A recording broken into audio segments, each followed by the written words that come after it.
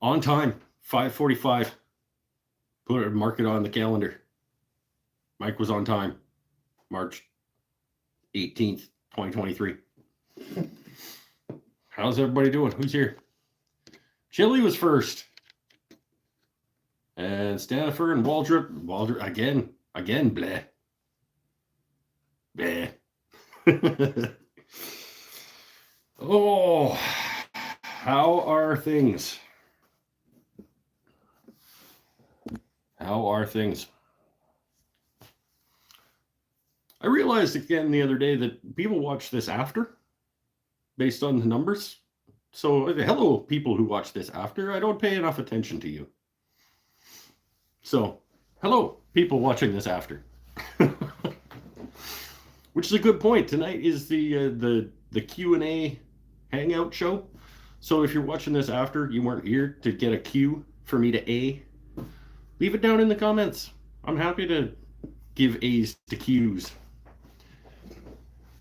Especially on the shows that are dedicated to that kind of thing.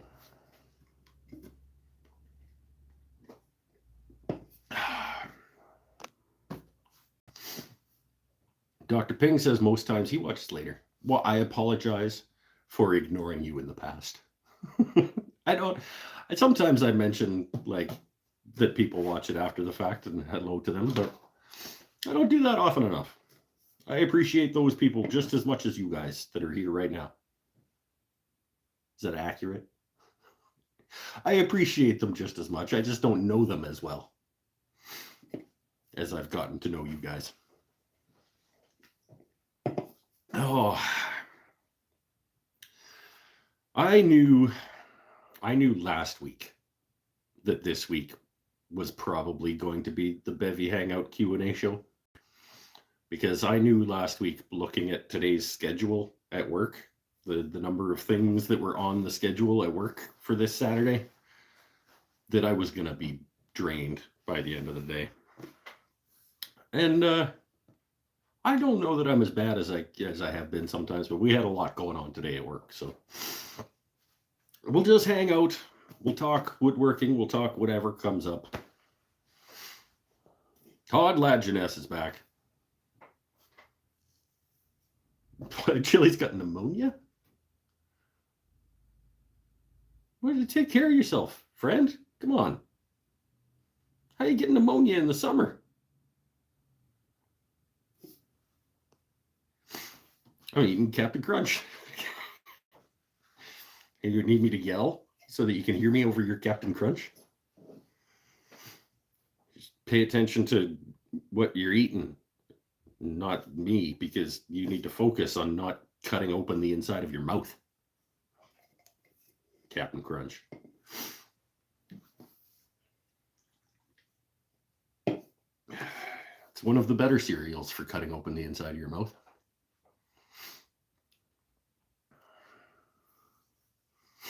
Finished the Lego? You finished the Lego caster? Because you just, earlier today, you sent me pics of like it just getting started. At least it looked like it was just getting started. All right. Send me finished pics. Customer is pleased. That's all that matters. You need a new router bit?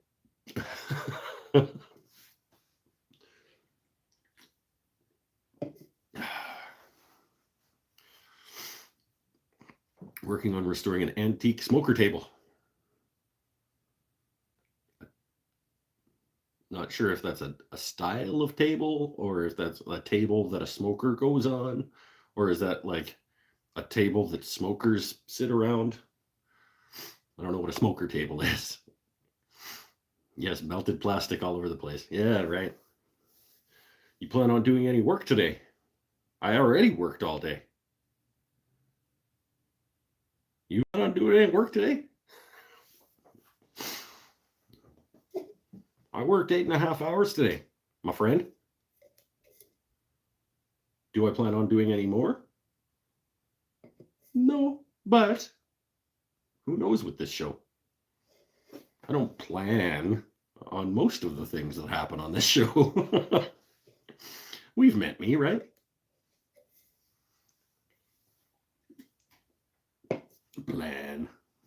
Come on. Yeah. We'll see. I have the lathe. I have the pen mandrel up on the lathe. I always have blanks prepped. I don't plan on doing any guitar work today, but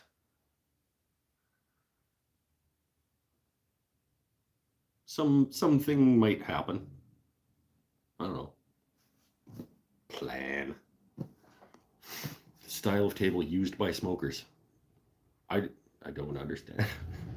I don't understand why they have a specific kind of table. Is it built-in ashtrays or something? Yeah, doesn't matter. Chili, I'll have a collab reel with you soon. Chili, Tyler is going to do a collab reel with Scotty. All right. Reels. I'm going to turn this off. I'm a little warm. Don't need that. But it's just about time for that to go away altogether. Still a little bit cold overnight, but not too bad. If I'm out here working at night, that should probably be on. Still a little bit of frost on the windshield once in a while in the morning. But yeah, by 10 a.m., we're back up to a comfortable place. So heater's gonna probably go away here pretty soon. Chili finally got the calendars. Yay! Middle of March. I sent them middle of December. Was it before the end of the year? It was before the end of the year, I think.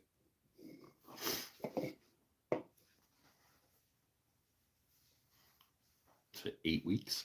No, more than that. I sent them last year. Okay, yeah, I was pretty sure. Because I was like, I wasn't going to pay the extra, whatever, $40 for the calendars to get them there. Like, possibly, it's a weird thing sending stuff to Australia because they're like, for this much money, it'll be, like, they'll say something like 4 to 12 weeks. And for way more money, it'll be like 3 to 10 weeks. And you're like, or 2 to 10 weeks or something. And you're like, so you're telling me for the way less money, it could be faster? But yeah, it's weird. And even the way less money was still like pretty expensive. So December 19th, I sent them. Okay, cool. So three months. Good stuff. I think it's Canadian Post. No, it's the guy in the boat, my friend. The guy in the boat. Because I drop it off at the post office, it's probably out of the country. Like, it's probably outside our borders within 3 days. 4. It's at least on the boat that is taking it within 3 or 4 days. Whether that boat is leaving shore on its way towards Australia or not, I don't know how long that takes. I sent stickers to Scotland and Australia. Sent the Scotland ones 3 days after the Aussie ones. Aussie ones took an extra week to get there. So,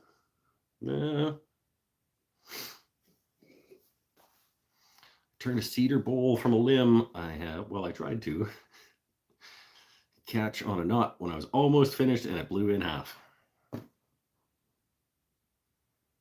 Yep, this is a thing. This is a thing. Don't get too attached to your work until it's done. I haven't exploded a lot of things, but I've lost enough to know that until until it's finished and coming off in your hand and totally done. Don't fall in love with it.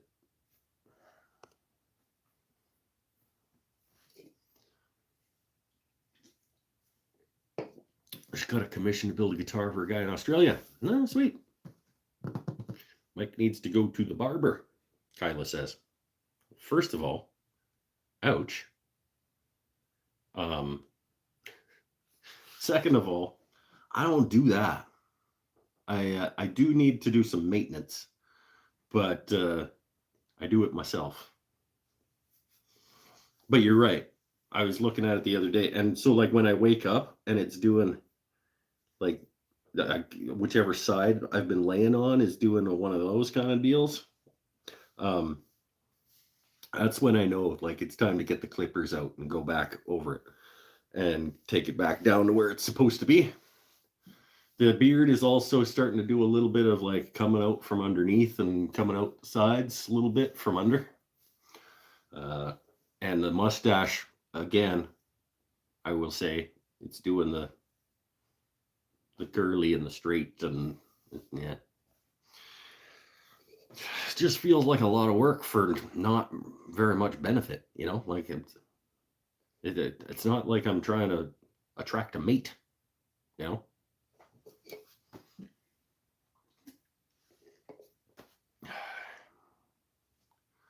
Discovered today that Legos flying off a router hurt worse than stepping on them. I don't know if I believe you. Because at least when they're coming off coming off a router, you're expecting it a little bit, like you're ready for impact. When you step on a Lego you didn't know was there, it's I think it hurts more because of the unexpected nature of it.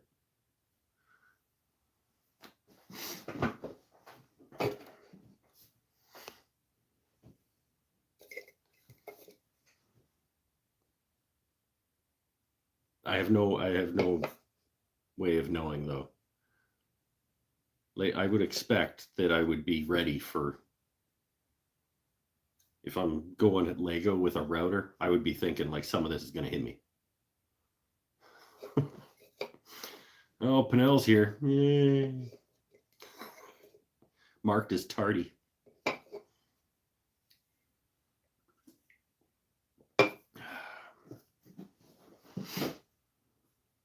I had it double. I guess pieces also fell into your shoes. So when you stood up, you also got to step on them. Well, you know.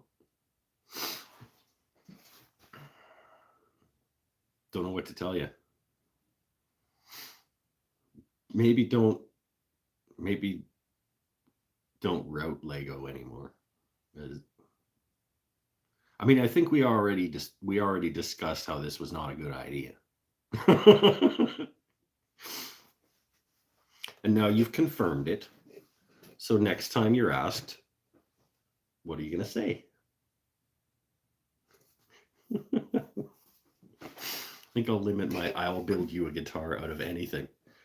Yeah, that was a bad decision to put that out there. Send me whatever, and I'll make a guitar out of it. Maybe you should have thought that through a little bit.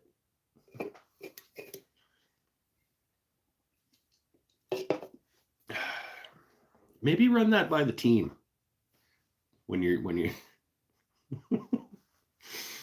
get a second opinion before you start throwing that kind of stuff out into the world.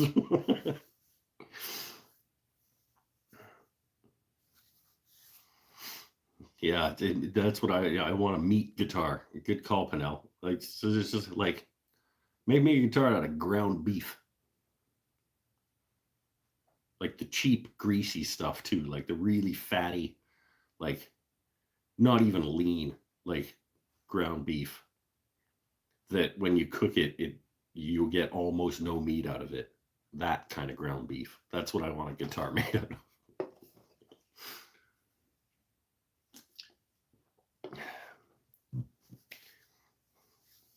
Regular ground. That's right. I don't even know. Do they even sell that here? I know you can get lean and extra lean. I don't even think you can get like regular. But that's what I want a guitar made of. It only exploded while I was drilling the audio jack. It came off in one piece. Oh, okay. Maple syrup guitar? I like a guitar made out of maple syrup. See, that I think you could do. Like, I think you could crystallize maple syrup to make it hard enough. I don't know the science, but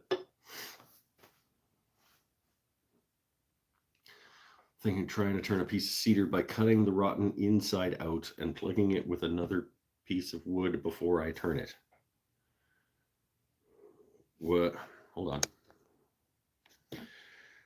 A piece of cedar by cutting the rotten inside out and plugging it with another piece of wood before I turn it.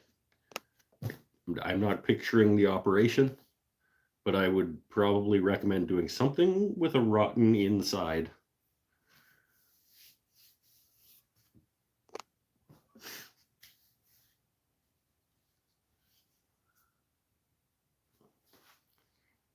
Watched a neat video where a guy made an acoustic style guitar with what looked like a bowl for a body. Yeah, I've seen those.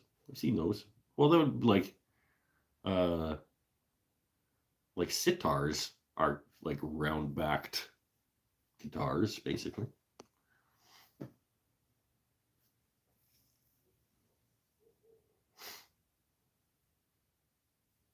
Liquid maple syrup inside epoxy so that it's runny inside the epoxy. That's an interesting idea. You make a guitar, like, basically you make a guitar shaped jar with an opening on it that you can pour maple syrup into so that it like goes like that inside the guitar. See, I'm liking that. I'm liking this idea.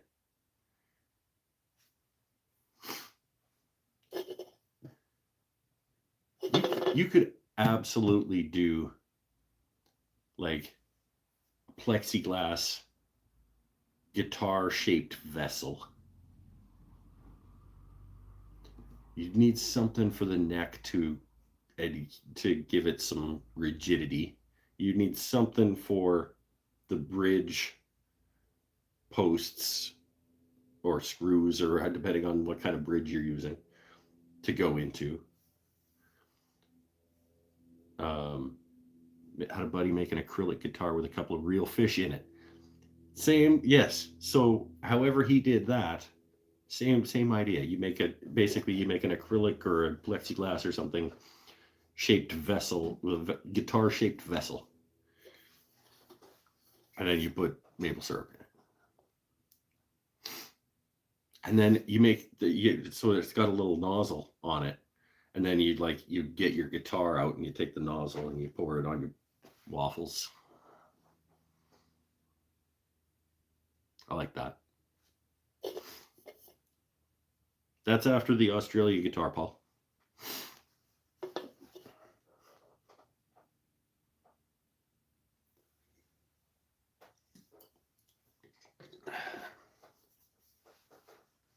Get on it. Beer.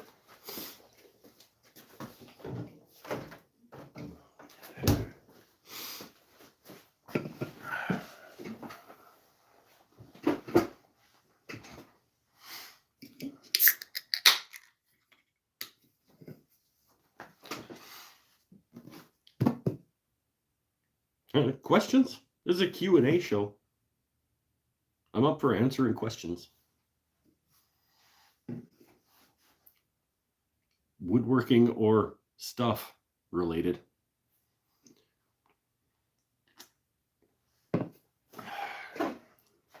I've got some questions for you guys.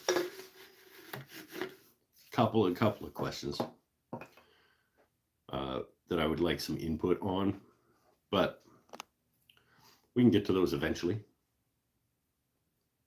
Let you guys go first. What's up, party people? Eric Witzel. Welcome back, my friend. If a train traveling at 60 kilometers an hour travels 82 kilometers,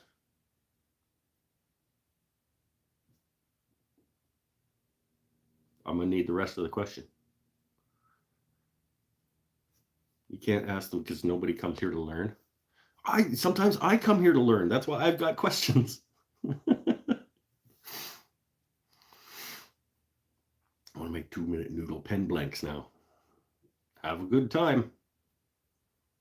Don't think they'd be attractive as pens. Yeah, man, but why? Like, why not? Give it a go. That's all you got? Well, then it's not a question. Didn't even have a question mark at the end of it. Fail.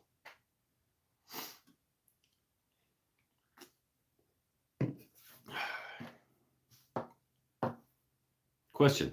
How is my pen going? Your pen, let me tell you.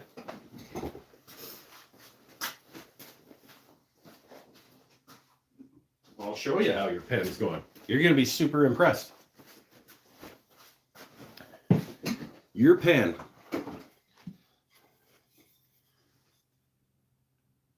has been found in the blank.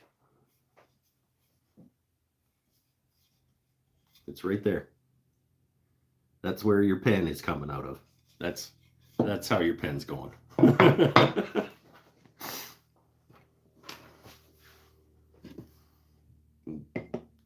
That's progress, right? I have found within the wood the location of the pen.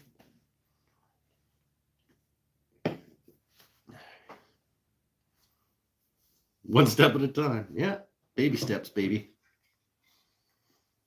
I've got the location. I mean, we didn't even talk about whether you want, like, whether you want a 1-piece or a 2-piece or whatever. Like, I mean, I was just assuming you wanted a 2-part pen out of your piece of wood. If you only want a 1, I can go lots of different places. Currently scrolling through images of hinges because I like the shape of hinges on a recent Scout Crafter box cleanup. Okay. I don't know who Scout Crafter is, but I totally can understand going down the hinges rabbit hole when you are looking for something specific. I assume 2. See, I assume 2 as well. Do you prefer low angle or standard jack plane? I prefer, well, I can't say whether I prefer a low angle or a standard. I prefer my low angle jack plane to my standard jack plane because my low angle jack plane is made by Veritas and is very high quality. And my standard jack plane is made by I don't even know, and it's shit. So I've never used the equivalent of this plane as a regular jack plane. I've never used a high quality number 5. So I can't say if I prefer one format over the other.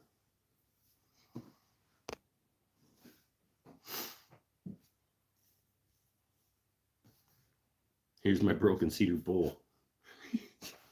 Oh, yeah, no, I see what happened there. I totally understand what happened. That's unfortunate.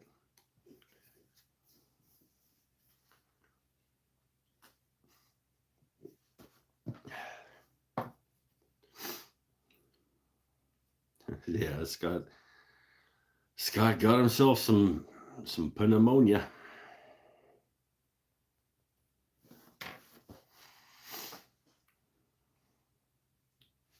At least you have a lovely wife who will take care of you. Again. Well, you took care of her for a bit. Kinda. When she had the knee situation there. You didn't build her the dumbwaiter that you were supposed to. And like the little like elevator thing. In the summer down there. See, that's what I said. I was like, dude, how do you get pneumonia in the summer?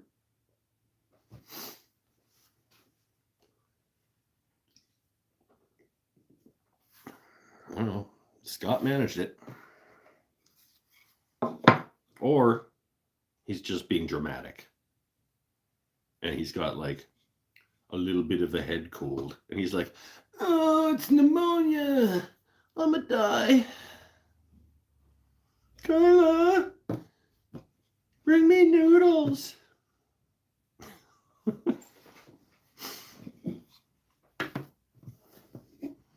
Dunno.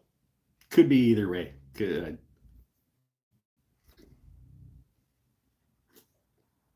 It's like I don't feel like working for about a week. I got pneumonia.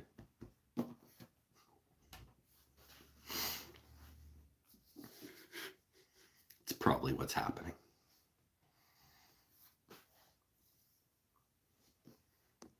Or there's like a family reunion to go to or something, and he's like, nope, pneumonia.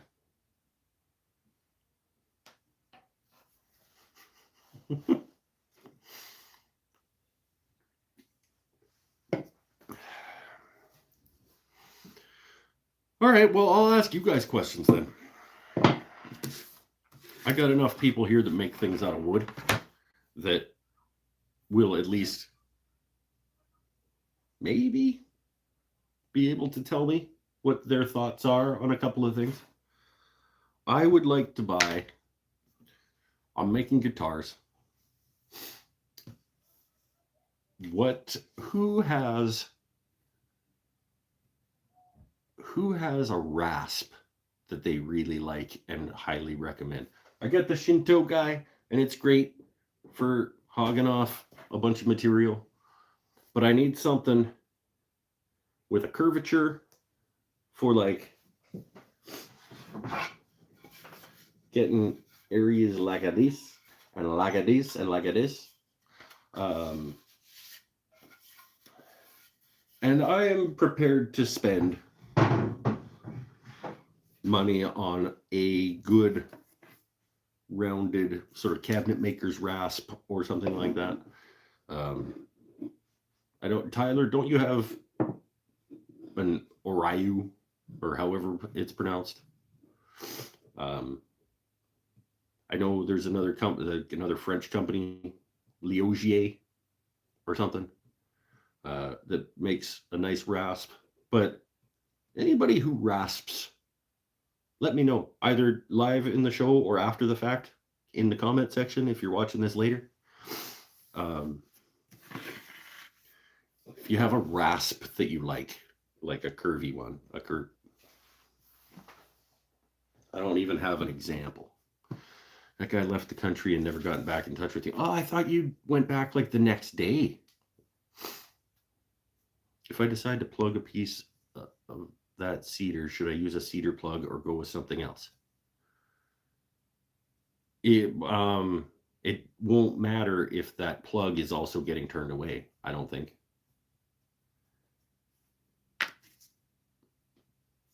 I don't know what the plug is doing.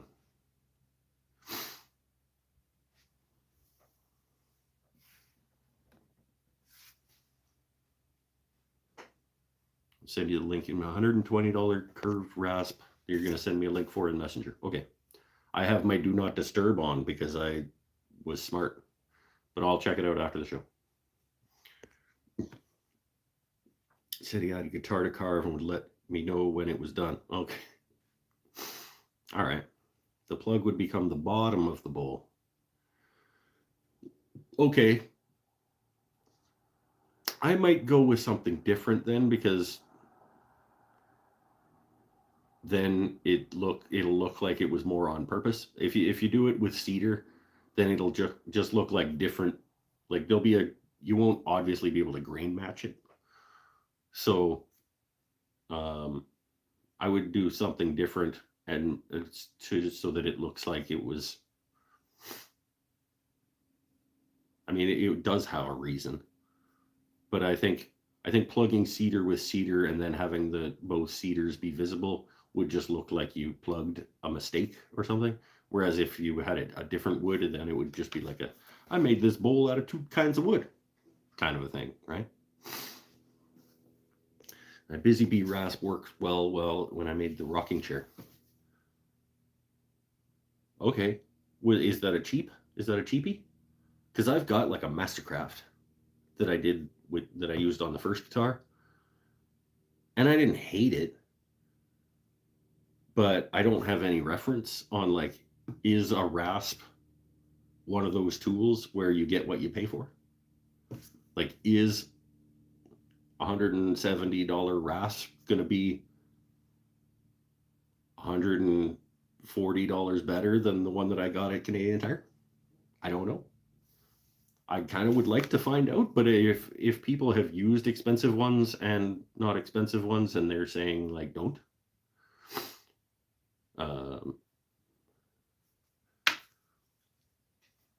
then maybe.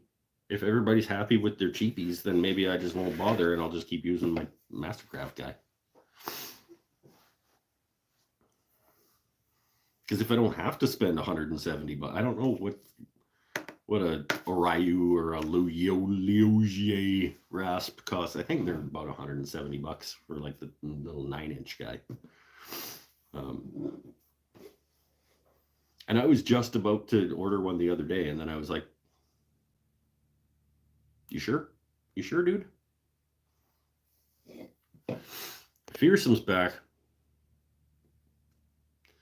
Working on bench legs tonight. Workbench legs or sitting bench legs? Are you making a workbench?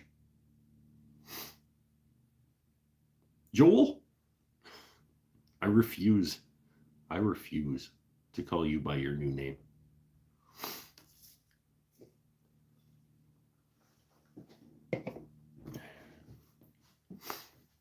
Sitting benches. Okay, like garden benches.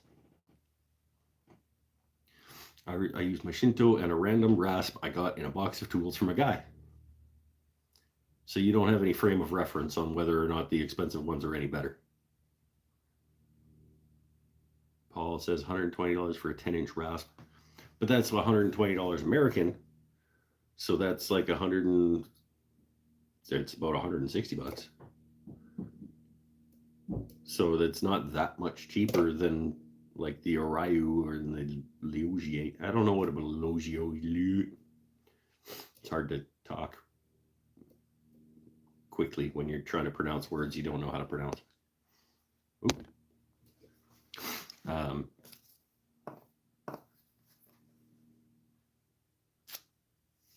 People seem to say, like, my understanding is that the Oriu and the Liugier are sort of like the standards by which rasps are measured.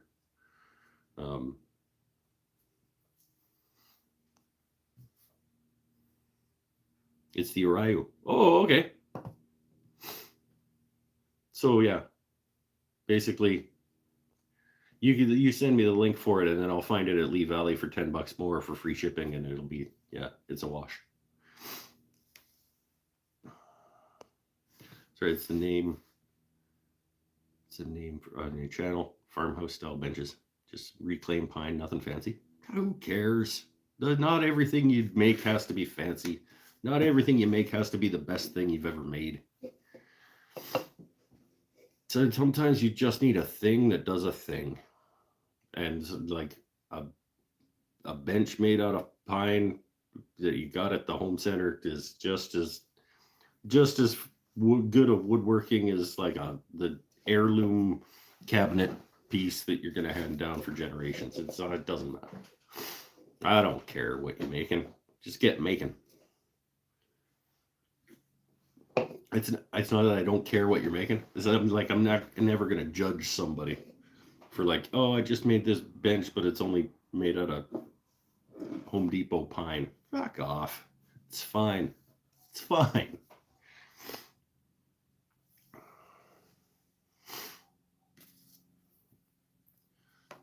Biggest selling guitars are made out of reclaimed pallets. See? Just because this idiot needs to use fancy pants woods all the time doesn't mean you have to.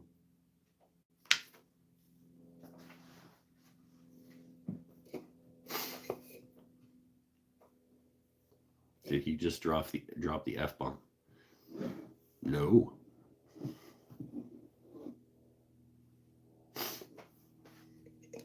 It happens once in a while. whatever. I'm 30 minutes in, so the YouTube algorithm doesn't even care at this point, I don't think, as long as it's not like a constant thing. That's a quote for a shirt. Sometimes you just need a thing that does the thing. Yeah, that's... Yep. Mass batching the benches. They've got wood joints at least. There you go. You could use pocket screws. Refuse to use pocket holes for load-bearing joints. I think that's probably a sound decision. I'm not going to say that they wouldn't hold up, but I think I agree with you. But poorly made wooden joints versus pocket screws, I don't know. You know, depending on how good your joinery is, it might be better.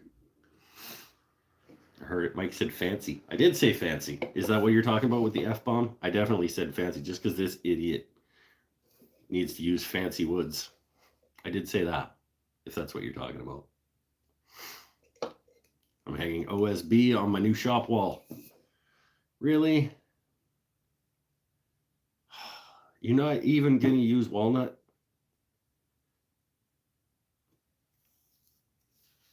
Like, why do you even bother, Panel?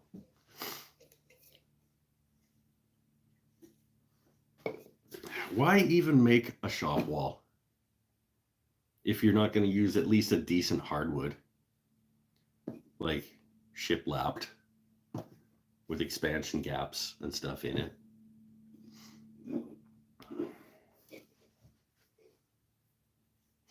Or like a giant floating panel inside a frame.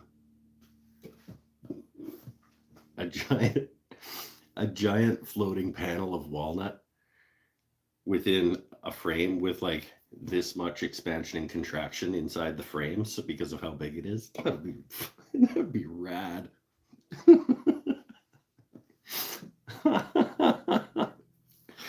Oh. What's the temperature for you up in Canada? It's been a windy 25 C or -5 here. We're better than that. Tyler's got it. He's in 13 and sunny. I don't know off the top of my head. I know it's pretty nice out. OSB with walnut inlay. I like that. You just do some walnut inlays on that USB, Panel.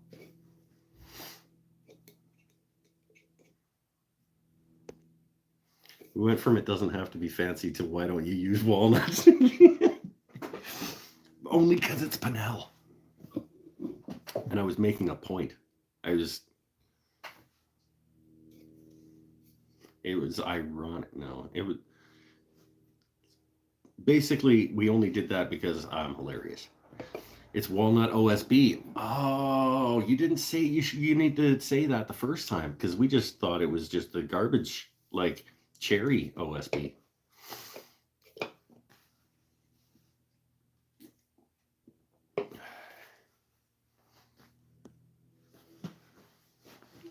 $29 Celsius there. Well, we're not that hot, but you're also summer. I guess, are you still summer? Or is it fall there yet? When do seasons change? Are we still winter? I think we're still winter. When does spring start? Ebony mahogany OSB. That's okay stuff. That's all right for like shop walls, I guess.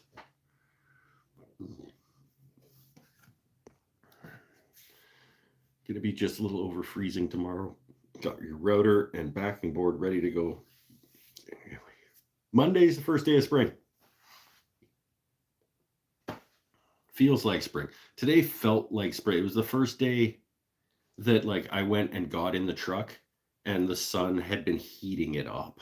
Like it was warmer in the truck than it was outside when I went to go get in it, because the sun had been warming it. Is the first time I've noticed that yet this season. So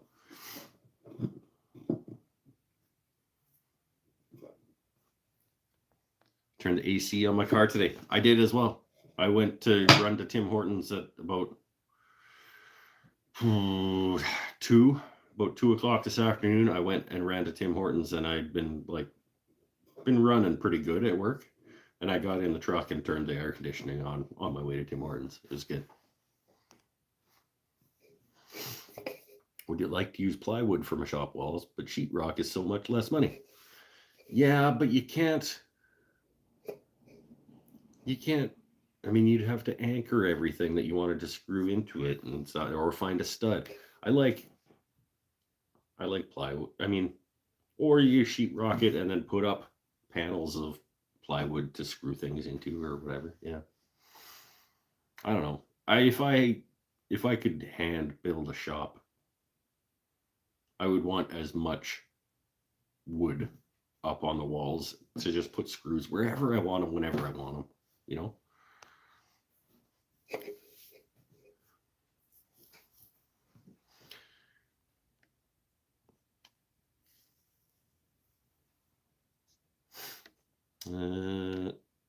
Half-inch sheetrock was $12 a sheet when I bought it last summer. Half-inch OSB was $17 today.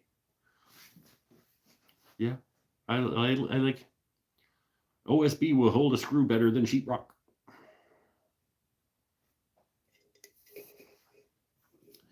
Poured panels of epoxy for walls with pigments is a effective and cheap option for shop walls. It's true. You just make a giant form, and river walls. They're just slabs of wood. You put slabs of wood in a giant form. You pour epoxy rivers in between all of them, and then you put it up on as a wall. Why has nobody done that? Epoxy river walls.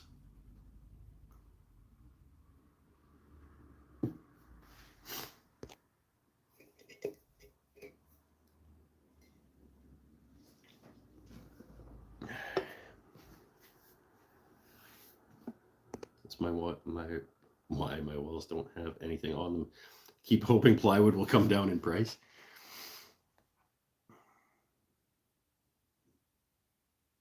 It should. But I mean, you live in Florida, so like it'll start coming down in price, but then hurricanes will start up and it'll go back up. Does the price go up during hurricane season? You see? Would not surprise me if it did, because they know they're going to sell it no matter what the price is. So, know a guy who made his workbench with a river through it. Well, he made the drawers of his workbench. If we're talking about the same guy, if we're thinking about the same guy, the workbench itself doesn't have a river going through it, I don't think. The drawer fronts, I think, do, don't they?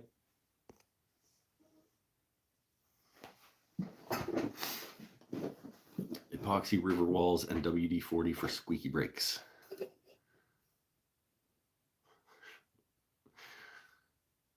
was thinking of using pallet wood, but we can't get the pallets like we used to. Really? You don't just have people just constantly trying to give away pallets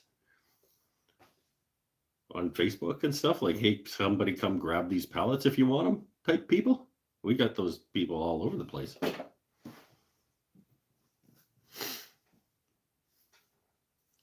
Just wait for after the hurricane comes through and get all the used plywood from everyone boarding up their places. It's not a bad idea. Right after hurricane season, just put a message out into the world like, don't want your plywood anymore that was covering up your windows?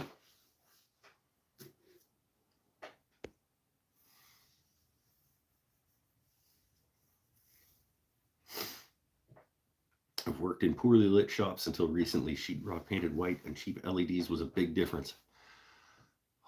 Okay, yes. At some point this year, one of my New Year's resolutions, in fact, was to improve my shop lighting. But you're right. I think making the walls nice and white would go a long way.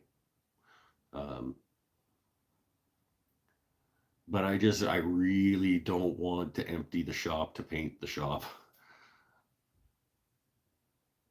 So I'll probably start with lighting.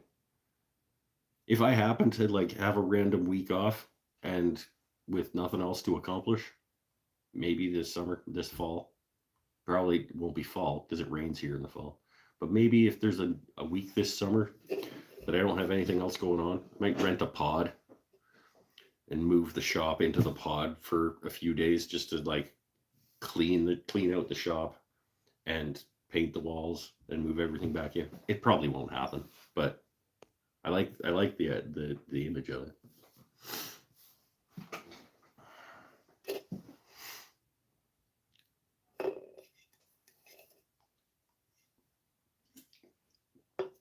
I think I'm gonna hang a 4-foot shop light right over the lathe.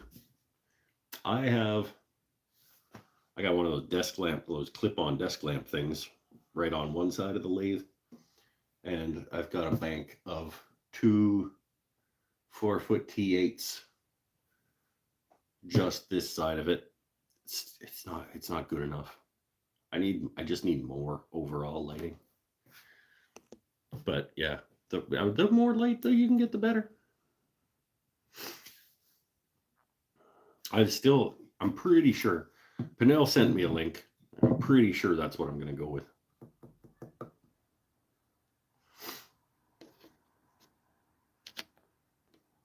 We just bought the silly 3-cob LED light bulb replacement. Added 3 more sockets into 2-inch. I think I'm going with what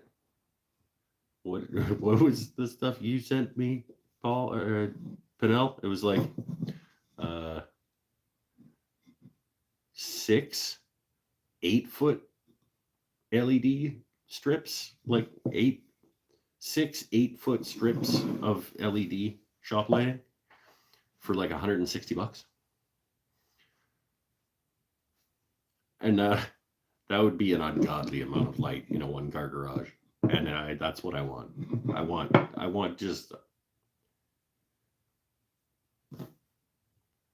you to, if the garage door is open and the lights are on and it's nighttime, I want you to be able to see it from outer space. Like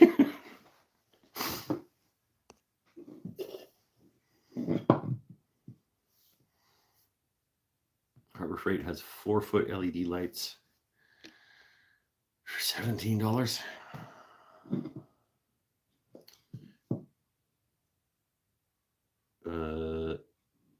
Let's say they use in my shop in 4-inch ceiling and removing different quadrants of your shop. The Barina lights on Amazon. Those are the ones. It was like, yeah, like 6 8-foot banks for $160-ish. Just ready to go. Just plug them in and off you go.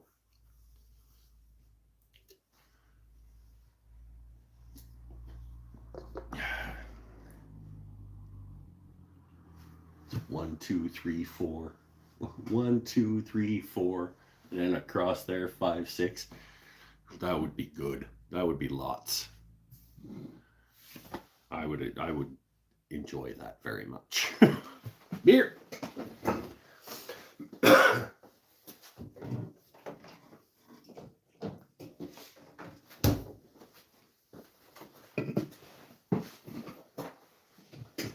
Overkill is better than fighting shadows when you're trying to see marks. Yes, that's exactly it. I don't want to have to be like moving my head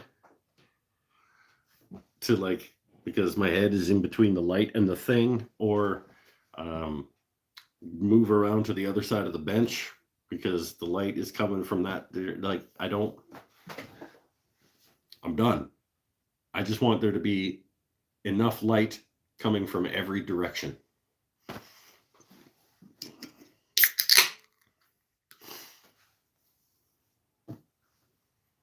That's what I want. And I shall have it. Says I. It's been decreed.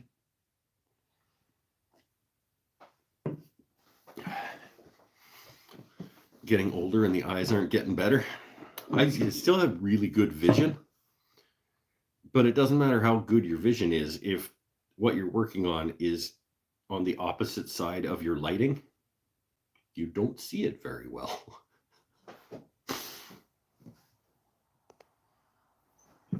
run them as 2 runs of 24 feet down the length of, I can't. I've got this big, I got this big beam here going through the middle of the shop. So I'm going to have to run them as 8s, horizontal, like perpendicular to the length of the shop. I don't even think I have 16 that I could attach 2 together.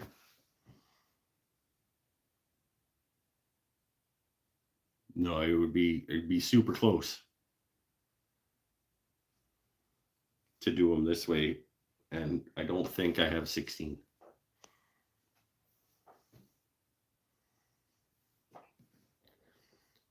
Already pre-wired for lathe lights with a switch. Nice. Bill Krulik, welcome back, my friend. LED lighting works good in your shop. I think it'll work good here too, as long as I have enough of it. You could measure, Tyler says.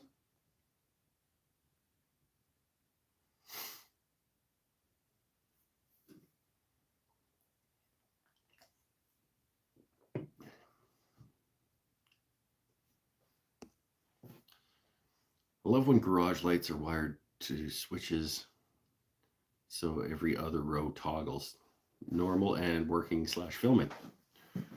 That would be cool. That would be cool. I have a single light socket, like a bulb socket, in the middle of my garage, and there's a plug beside it. And I can attach them by cords. I can go 8 to 8 to the plug, and then I can go 8 to 8 to the plug, and then the 8 to 8 over here I can run down to a plug.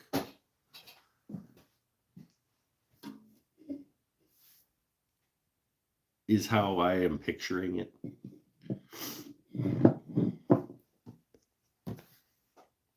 Got those shop lights on a smart plug, so you tell the computer to turn on the shop lights. Left the normal bulbs in place for daily use. Yeah. Talk about being fancy pants.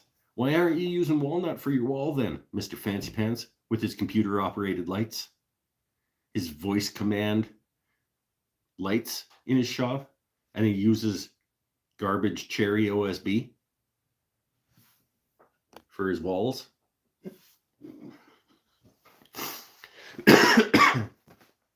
Your 3 rows are on their own switch. You custom built your shop too, though. I'm using an attached 1-car garage in a house that was built in, not that long ago, 96 or something, but certainly wasn't built to become a shop. If he stands on the stool to measure, he might not survive it. Oh God, are you kidding me? I wouldn't even get onto the stool. I would be on the ground before I got close enough to measure it. I wouldn't have to get on the stool to measure it. I just have to. I'm not going to. On principle, I'm not going to. I just have to put the end of the tape measure against that wall and then hold it about here. But I'm not going to. Because reasons.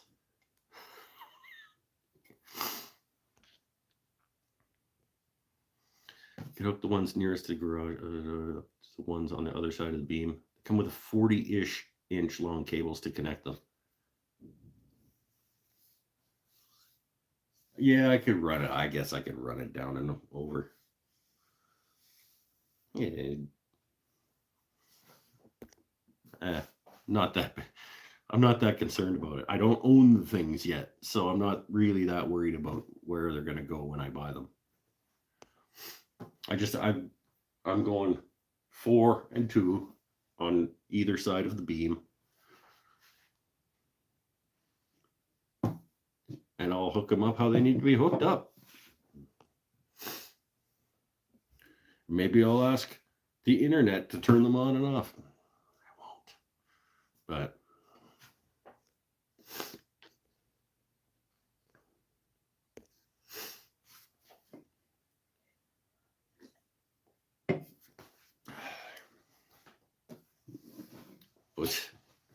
plan. Come on. Measure and plan. Psyche your first day? Ridiculous.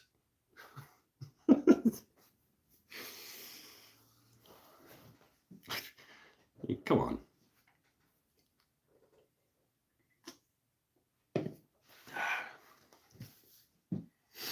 Any other questions?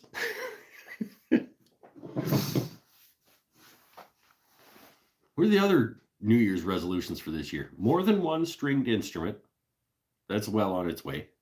That resolution is well underway. Shop lights. Improve shop lighting.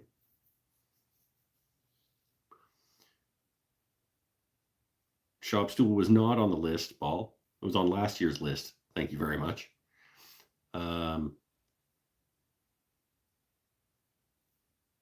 Record a piece of music. Should get practicing those. Lots of time to do that.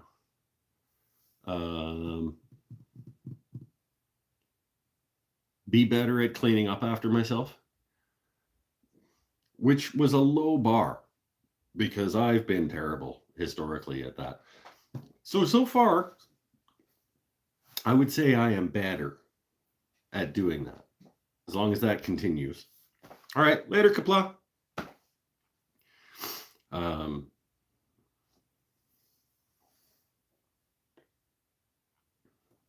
I don't remember what the rest of them.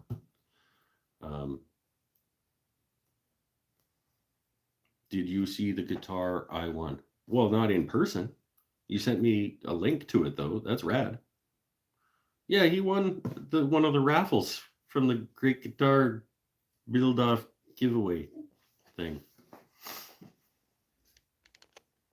Fucking guy. Like, come on.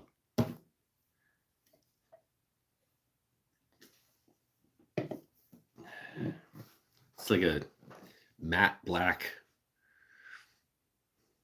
It's cool. It's not one, I mean, it wouldn't suit me. So I never would have bought a ticket for it. But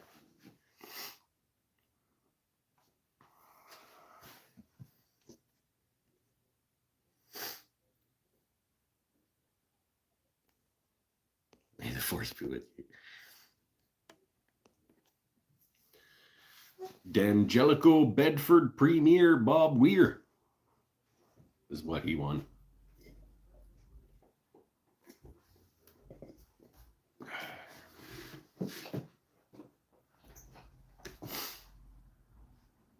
You bring it up the next time you're in town.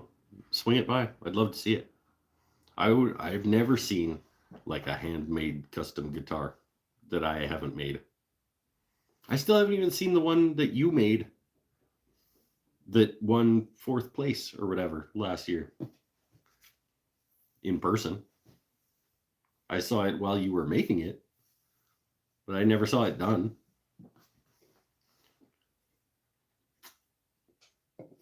It's a production guitar? Why was it in the contest?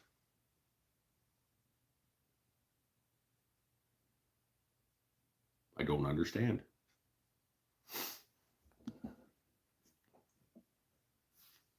Je suis confusé.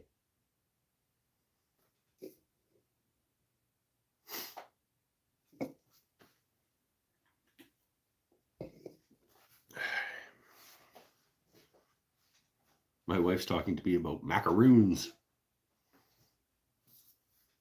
Say hi to wife for us. They buy guitars and sell raffle tickets? Clearly, I'm out of the loop. I thought they were only raffling off the professional and the invitational guitars. I didn't know they were buying guitars and raffling them off. I'm less interested now.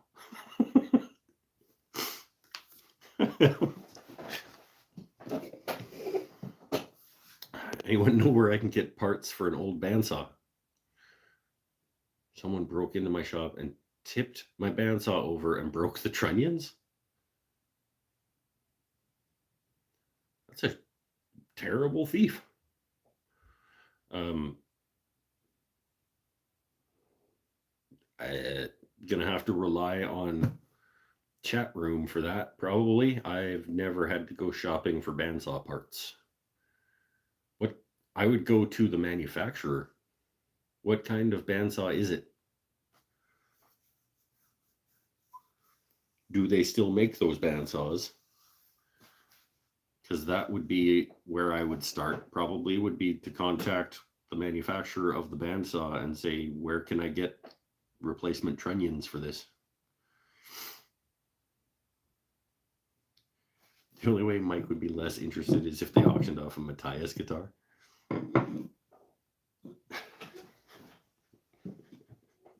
It would just be made out of garbage from the side of the road and a Raspberry Pi.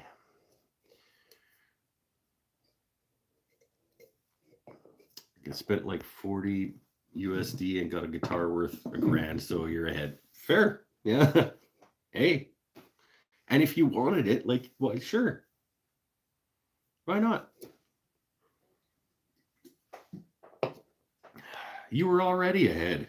You won a bunch of crap for last year's guitar. You were already ahead. You got some Triton stuff and leveling beams and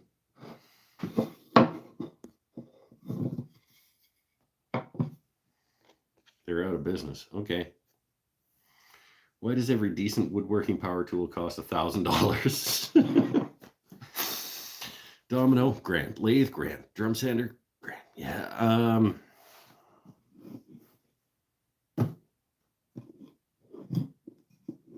I research and development and what will the market bear? Because people will pay it. The reason they cost that much is because people will pay it. Is the actual answer. If people wouldn't pay it, they wouldn't cost that much.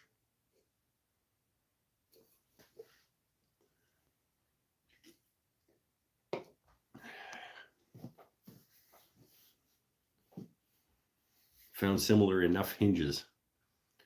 Keyword marine, and you get cool as hell hinges. Boat's got all the cool hardware. Okay, cool. Now we all know if we're looking for cool hardware, add the word marine to your hinges search. I don't use a lot of hinges. Yeah, cabinet doors. And even then, so just like regular butt hinges that I would like to convince myself to buy better ones, like Brusso's or what's that other company that Matt Cremona uses?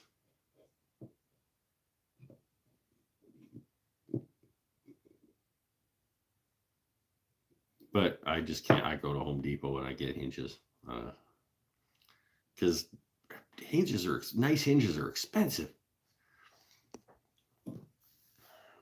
It's 2 numbers off winning a Jazzmaster a month ago. So you lost.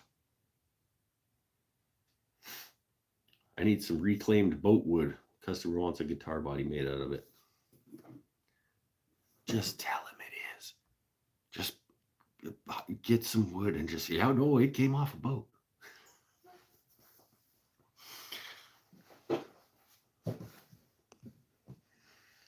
Just throw some salt on it. Don't do that. Don't scam people. Make up a story about the boat. Yeah, no, this is the SS Winnebago. It was made in 1937.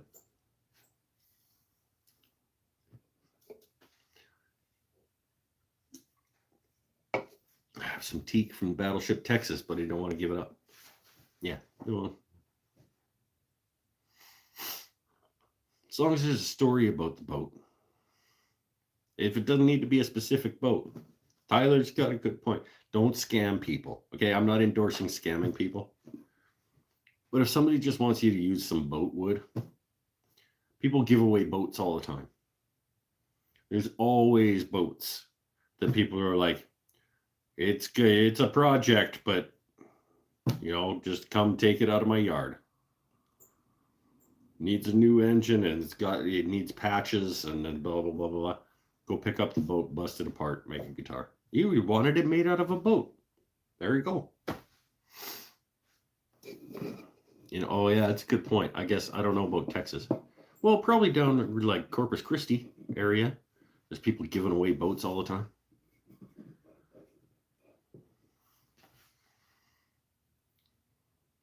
We're in boat country. It's true. But Texas has a coast.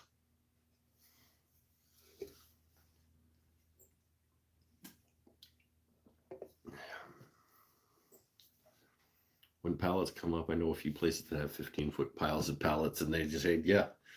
I'm constantly on the Facebook buy and sell pages or whatever. There's always people that are just like, who wants pallets? Come get them. They're behind 1495 Ironwood Street or whatever. It's always free pallets. Always free boats.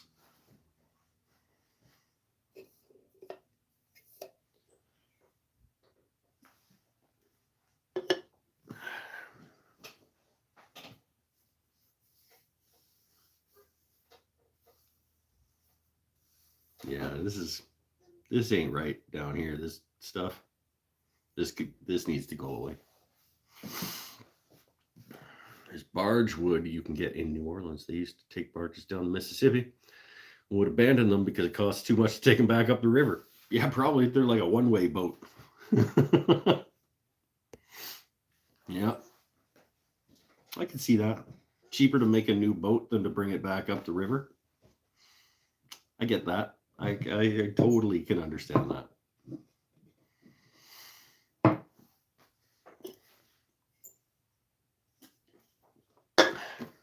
Beer, actually, maybe not. Let me see if I have a clean glass in the whiskey cabinet. Hold on a second.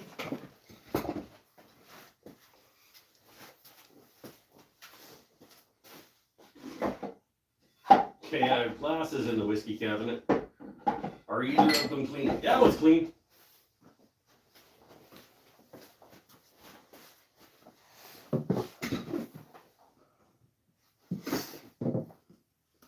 Because I felt like it after work today. It's been a while since the whiskey cabinet has had something in it.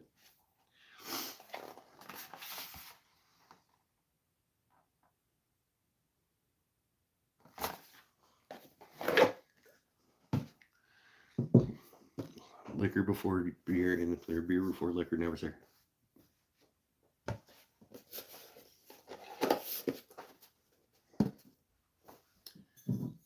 This is not that kind of experience. I'm not going to sit here and now drink this. Okay? I would like a nip of this beautiful, wonderful tasting beverage. This is not what's going to get me drunk tonight. Okay? I think it says quality, like liquor in a plastic bottle. First of all, it's not a plastic bottle. The thing cost me $100. It's good. I mean, it's not top shelf scotch, but it's at the higher end of the scotches that I am going to be able to convince myself to buy. This is a Glenlivet 14-year-old single malt cognac cask selection.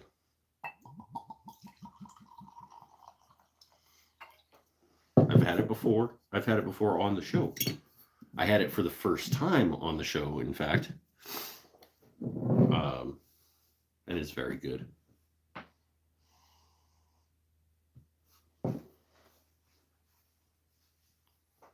It's very good. And I enjoyed it. And I went into the liquor store today after work on my way home. And I was thinking, if there's something that catches my eye that I haven't tried, maybe I'll pick up a bottle. And there wasn't something I haven't tried that caught my eye. But I'm familiar with this product and I know that it's fantastic. So let's see if I still think that. Oh, fuck. That is, yeah. Yep. Still very, very good product. It's still a very, very good scotch. That is probably, it's probably my favorite. I had a really nice, what was it? Macallan Sienna. I have not seen it since I had it the first time about 6 years ago. I want to say it was $180 a bottle.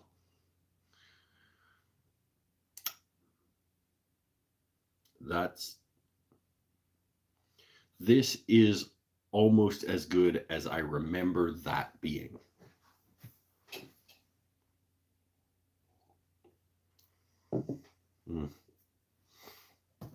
Ever tried the Kentucky Bourbon Trail? I'm not allowed in the States. I have a bottle of Sandeman Ruby Porto I'm kind of scared of drinking. 20% and does not taste like burning death. I'm confused about those statements. 20% is like, that's like just more than wine. Why would it taste like burning death?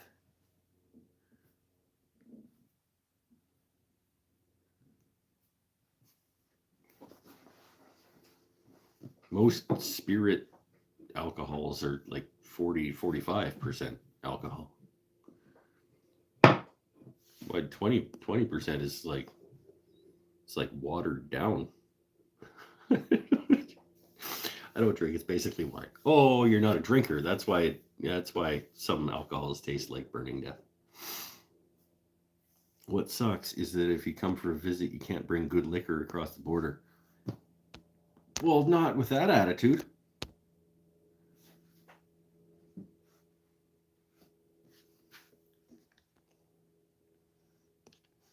I think what he's implying is he will drink the whole bottle. Oh, I get it.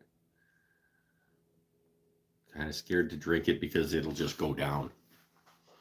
That can happen with, like, when you buy a really nice scotch that's delicious and it doesn't burn the shit out of your throat. It's entirely possible that you've now spent $100 to get drunk. On like, it's like,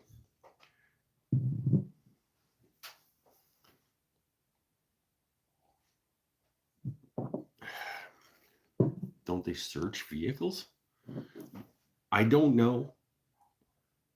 I haven't been across the border since I was allowed to. So it's been a long time. But I can't imagine that, like, a 6-pack of the Lucky Bastard Ale or whatever, like, in a duffel bag that has your clothes and stuff in it is they're not that worried about it. They're like, and don't be sketchy and shit at the border. Like, you're a regular dude coming to visit some friends. I don't think it's going to be an issue. They're not ripping your car. They don't have the time or the resources or the funding to rip apart every car that comes across the border coming into Canada. They just don't.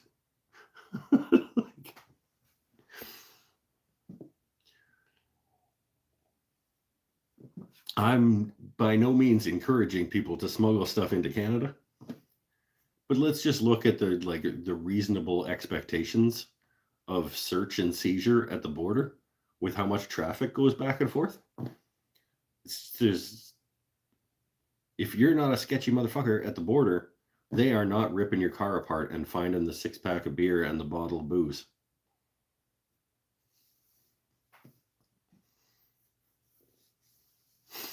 You'd probably be on your bike dressed like a biker. Well, there's also less storage capacity for things in that case, I guess, yeah.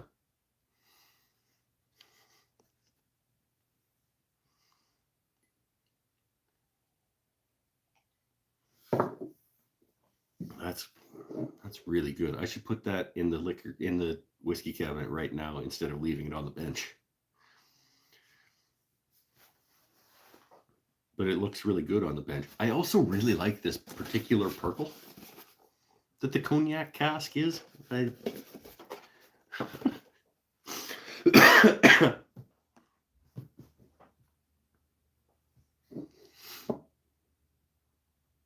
He'd been hauled into secondary a couple of times. Secondary, I don't even know what that means. Is that like there's 2 tiers of searching? Yeah, because you look sketchy.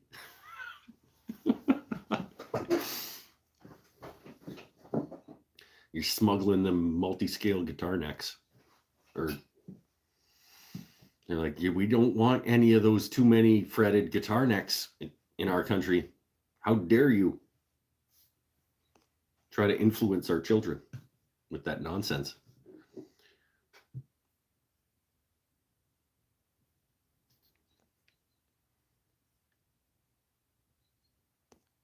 Send me a piece of the box and I'll try to match some pen blanks for you.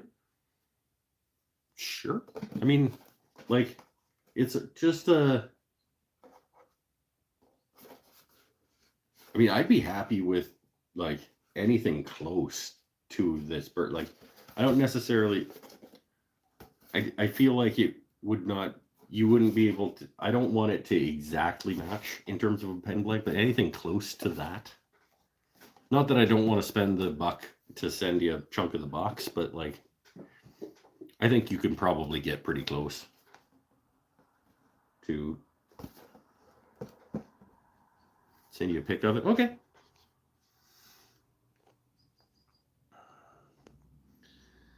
They hated my answer to what I did for work at the time. I guess they thought I was a smartass.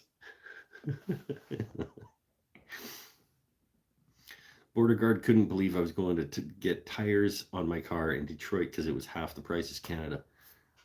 Does he not understand that, like, economics? Does he not look at exchange rates? Like, how can you work at the border and not know that shit is like way cheaper just over there?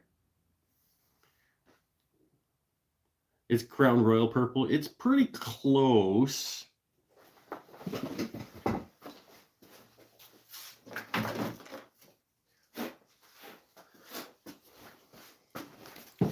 It's pretty close to Crown Royal Purple.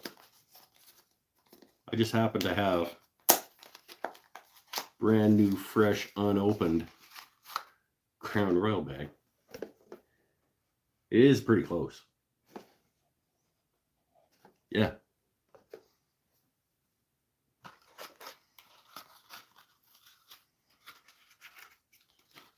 It's amazing how the box color appears different on the Apple TV versus the phone. I believe you.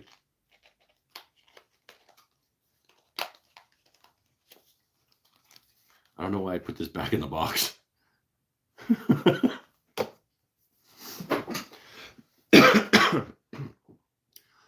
Speaking of Crown Royal bags, sort of, I guess, in a roundabout way, one of the upcoming projects that I am going to be filming for the channel is using a bunch of the wood that we found when we were going through all of my random pieces of wood in the storage. I want to get some of that used to have it not be up in the storage racks anymore. And one of the things I want to do with a bunch of it is to make dice boxes for D&D people. Because I think I could batch those through pretty quickly. And I think that there has been enough growth in tabletop gaming over the last little while that, like, if I take the top down to the glow forge at work and engrave like a D20 on the top of it and make them out of some decent wood. And they're just little mini, like probably 2" by 2" by 2.5" boxes that'll hold a set of dice. I think I can probably sell a crap ton of them. And I could batch through those relatively quickly. I can process a ton of wood all at once, get it down to like less than 3/8 of an inch. And just crush out dice boxes. Sign me up for one. Dice vaults. Love the magnetic ones if you give that a think. What's a dice? Is that different than a dice? Is that just a fancy word for a dice box? Because I was picturing just making like essentially the cheap plastic ones that dice come in, except making them out of decent wood.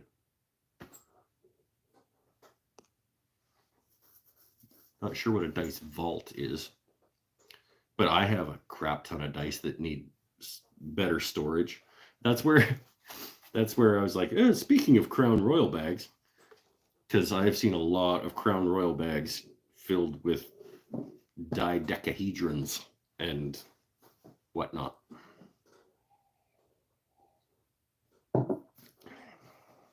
But I can make a ton of boxes that will fit a singular set of dice. I can probably even find like a dice bulk, like a bulk dice supplier, and make sets of dice in the boxes and sell them as sets. Yes, they call them vaults. Google it. Okay, Nordic Forge makes some cool ones. Spalted maple. Well, then you already have a cooler one that I'm going to be making, because I'm going to be making it out of scrap dead tabletop leaves, and I got a chunk of Meranti that I don't really want to have around anymore. Got some cherry scraps that I can throw into the mix. It'll just be like, I don't want this anymore, but it's too good to burn. Let's process it into strips and make dice boxes.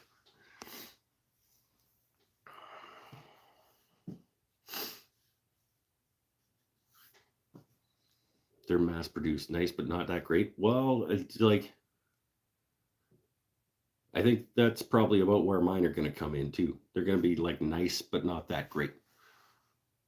They'll be handmade. Every one of them will be handmade and processed right here in a one-car garage. But I am going to do them by the batch, because otherwise you don't really get the value out of it. So I will be processing wood down into 1/4" pieces, strips of wood, and I will be doing little mini mitered boxes with liners so that the lid back on the top.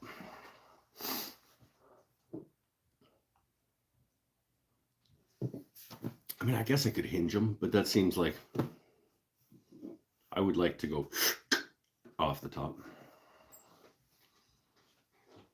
Bought myself a new dust mask after I got paint in my lungs using your old mask system. Pinnell sends me a picture today from, was it Lee Valley? Pinnell, were you at Lee Valley today? The trend, I think it was a trend, the heavy Papper air helmet thing that everybody who gets it complains about giving them neck pain, and it doesn't have a lot of room for beard. It's got a little bit of beard room, but not a ton, and apparently it's really uncomfortable to wear for extended periods of time. And he sent me a pic of it's like $640, and I was like, that's a good price, but I kind of want a good one that isn't gonna give me neck pain and is maybe gonna hold my beard in, because I feel like that one I would be in there like this, kind of, I don't know. And apparently it is actually also like pretty uncomfortable to wear for extended periods of time. But I have no frame of reference, so I don't know. It's just other people's scale of what uncomfortable is might be different too.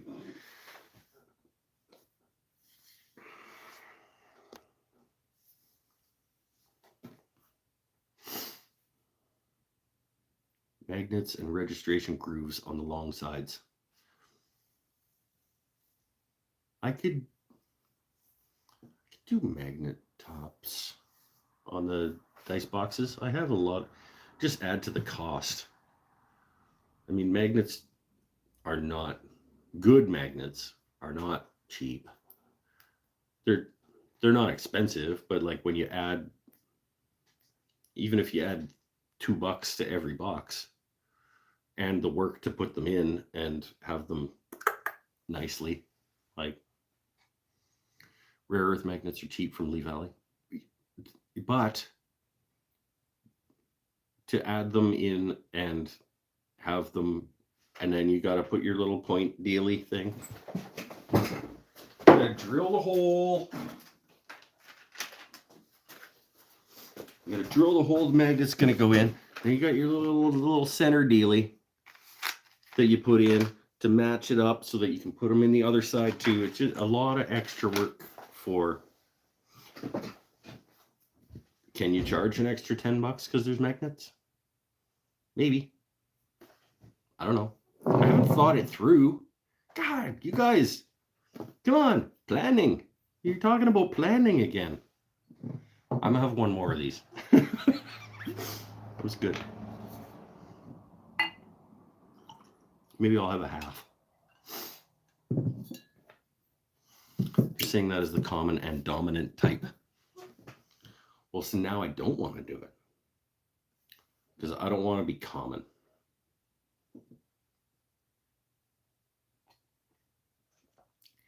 I think if I make a little 2x2 or 2 and a bit by 2 and a bit mitered box,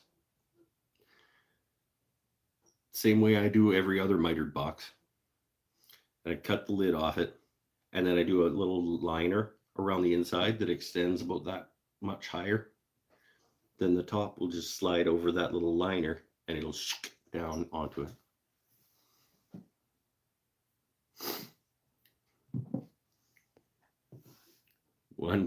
Tyler's doing math. 1 plus 75, it's 78 cents plus 58 cents plus 50 cents plus 46 cents.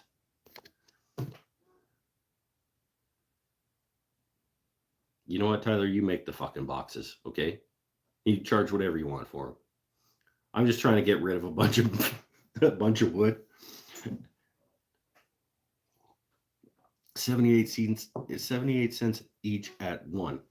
And you need 2 per connection. You need at least 2 connections per box.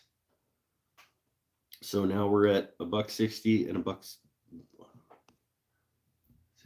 Well, let's call it 80. So $1.60. That's not a math guy. $3 ish per box, plus the work that goes into getting them to match up so they nicely together.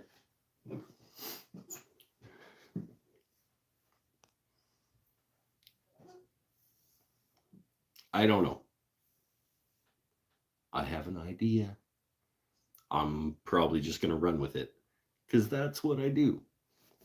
I mill down a bunch of the pieces of wood that I kind of don't want to have anymore, but are too nice to burn.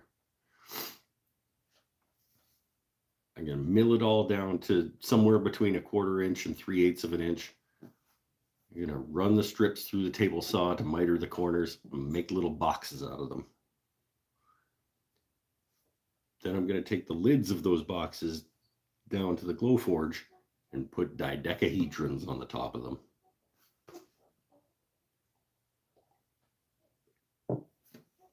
And then I might take them to the geek shop and see if they want to sell them.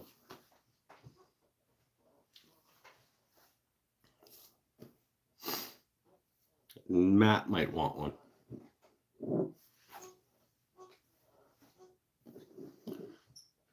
Paradise is exactly correct. I'll pay extra for a dragon. I'll put a dragon instead of a dodecahedron. Here we go. Oh, we got the whiskey out. Got the I got another bottle of the Glenlivet 14 cognac cask on my way home today, because it has been a while since I've had a bottle of something nice in the whiskey cabinet.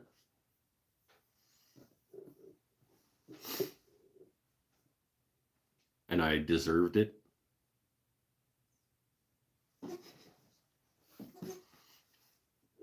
Never heard of it, but it looks posh. It was about $100 Canadian. $102 or something. So it's not like a high-end scotch, but it's not garbage, and it's delicious. What about the shirt? Love the shirt. Smooth. This was from a batch of shirts that I got from... Wife sent me a link when I needed to like replenish the t-shirt selection from all like my old school Loot Crate shirts that had started to wear a little bit thin. I was like, I need a half dozen or more replacement t-shirts that are like either geeky or woodworkery or mainly geeky. And I think it was the site that she sent me was like Designed by Humans. And there's a great search function in there. It's so I like search Futurama and it would come up with, it's all like fan art and stuff that is made into shirts. So I got some Futurama guys. I got like some random stuff like just smooth with a hand plane. I got Bender as the baby from the Nevermind Nirvana album cover. So like it just cool, interesting stuff. I think it's called Designed by Humans or Designed for Humans or something like that.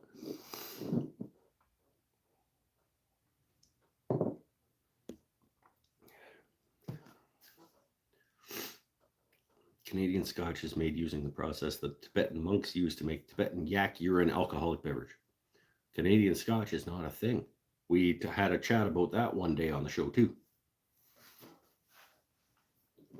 About how the Canadian whiskey company got sued by Scotland or whatever happened.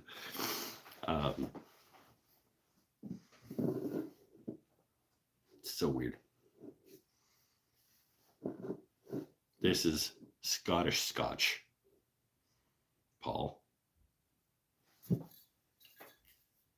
This episode sponsored. Oh, could you imagine? That'd be rad. Thanks to the folks at Glenlivet for sponsoring tonight's episode. They don't. Done working for the night. Got to finish marking leg parts tomorrow and then start cutting and cleaning half laps with a chisel off the miter saw. Then batch the rails with the tenons off the bandsaw. Hold on. Cleaning up half laps with a chisel off the miter saw. Okay, so you made the half laps on the miter saw and you're going to clean them up with a chisel. Then you're going to batch the rails on the bandsaw. What? I'm trying to put it together.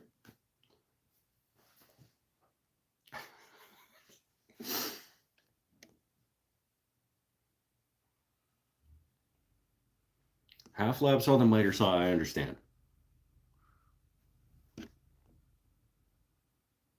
Tenons on the bandsaw, I understand. Okay, yeah, I had to draw a line. Cut the tenons off the bandsaw on the rails. Okay, but you understand my frustration though, right? Because that sentence, to cut the tenons off the bandsaw on the rails.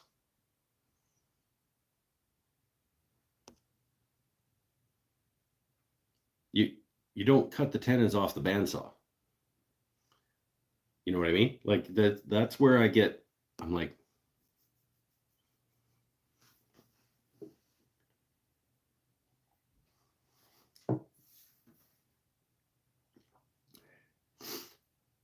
it was working with the character limit on the comment.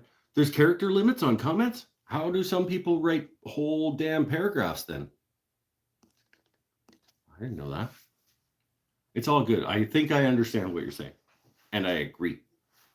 Half laps on a miter saw, tenons on a bandsaw. I did the tenons for my workbench on the bandsaw. Probably the first tenons I did on that bandsaw were this workbench. Was it even that bandsaw? No, this workbench was before that bandsaw.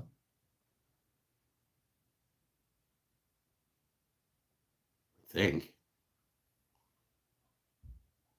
No, I think I hogged away all the material off the tenons on the table saw with a dado stack for the bench. Trying to think what I remember turning the leg 4 times and going into the bandsaw 4 times to do a tenon on something. It was one of the first operations I ever did with my bandsaw. Was the top of legs, I'm sure it was, that went up into some. Maybe it was. No, I didn't have the bandsaw then. I don't know. Who was looking for bandsaw parts? Gaines has spare parts. He hasn't forgotten his. That's right. He cut his bandsaw up.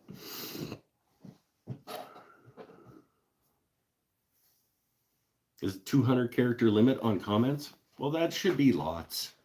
You didn't get anywhere near that, Joel. You were nowhere near 200 characters. Even this one right here is more than that. Just trying to hustle hard. Have a citation to pay off.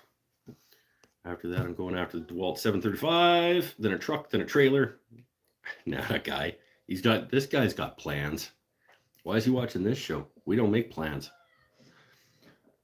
Scale and woodwork full time? I don't. I understand wanting to do that. I don't want to do that. I don't want to make this my job and then fall out of love with it. Risk falling out of love with it. Maybe it wouldn't happen. But I wouldn't want. I like having a diversified portfolio of income so that I can do lots of things that I love and rely on all of them to make me some money so that none of them have to pay all of the bills. Because I don't want all of them. As soon as one of them has to pay all the bills, there's no way you're going to like that thing anymore. I don't think. I wouldn't. I would like it more than doing something I already don't like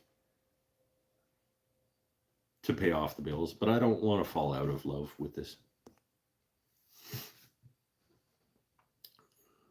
Used my 735 today to level the mahogany. Yeah.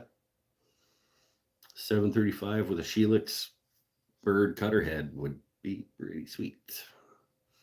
Like traditional woodworking more than plastic laminate fabrication. Oh, okay.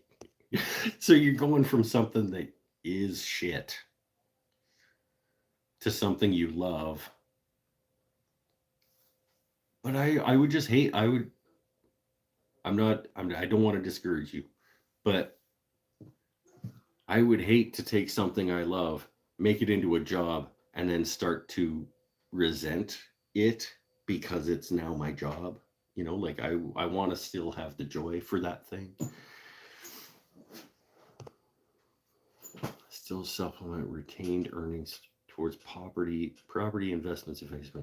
Yeah, I like the way that I have slowly developed my career into multiple income streams that I love all of, but don't necessarily heavily rely on any individual one, because now I'm still allowed to love all of them without being totally dependent on any of them. think it's only joyless if you only deal with crappy clients. Yeah, but how do you? I mean, you can't avoid crappy clients. You their money's worth as much as any other client's money. So you can't be like, no, you're a crappy client. I'm not going to take your job, and then still make your bills at the end of the month. You know, um,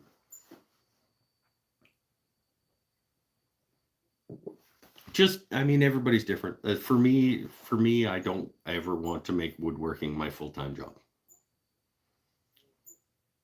because I would not want to put that much pressure on woodworking because I want it to still be joyful. I want to be able to build something that has no need to do that. I want to spend 4 days making a pumpkin launcher with my kid because there's a school project that is to like try to figure out a way to throw a pumpkin.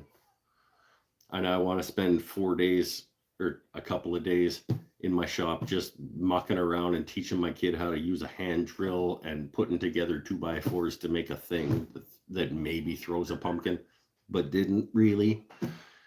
But if woodworking was my job and my career and I needed it to pay bills, could I have dropped everything and said, okay, for the next 2 days, we're just gonna do woodworking for fun in the shop and make a thing that might throw a pumpkin? I don't know. I don't know. And I want to be able to do that. I use my guitar stuff to pay most of the bills, and like I said, it can lead to stuff like making guitar bodies out of Lego. Did you get paid okay?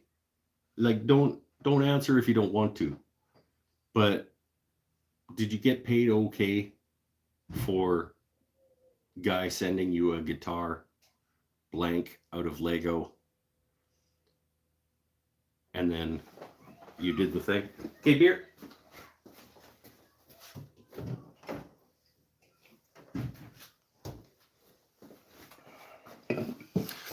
Guess I should say hello since I've been here for almost 20 minutes.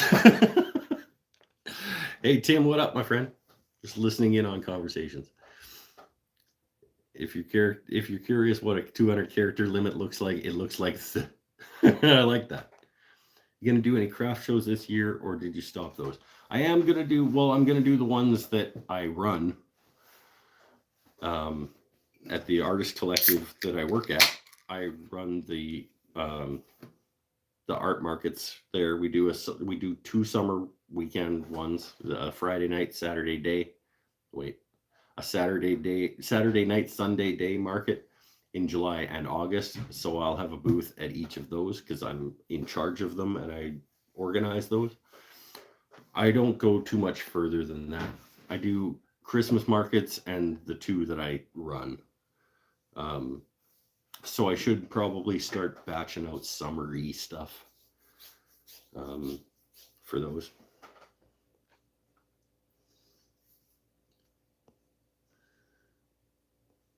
You got paid $180 for 5 hours of work.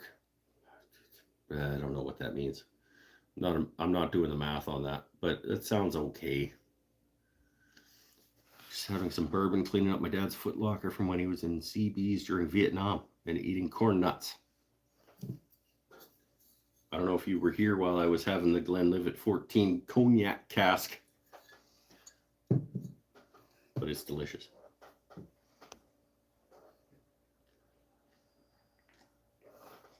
I would love to have a virtual bourbon with you at some point, Tim. Maybe next time I'm at the liquor store with an extra couple bucks, I'll... Do you have a preference? Do you have a favorite bourbon?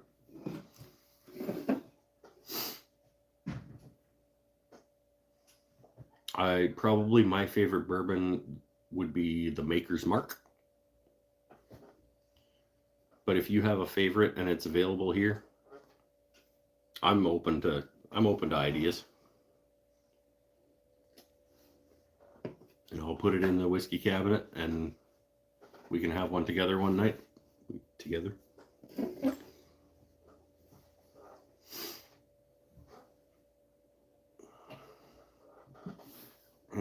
Back starting to tighten up a little bit from walking on the concrete all day. If a favorite, like he laughed. He laughed at me for asking if he has a favorite. Something smoky, but I drink it low end as a daily. Okay.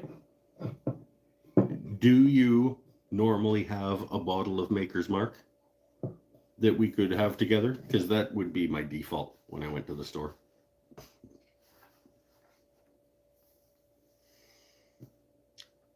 So the tiny Maker's Mark is the same as the big ones, only tiny. Yeah. I think I like the wax drippy top. No, I do enjoy the flavor of the liquor as well, but I love that they've got like an old school wax drippy top. I do like that.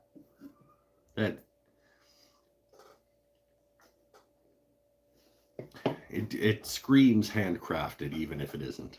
You know, I like that they've held on to that sort of tradition of drippy wax tops.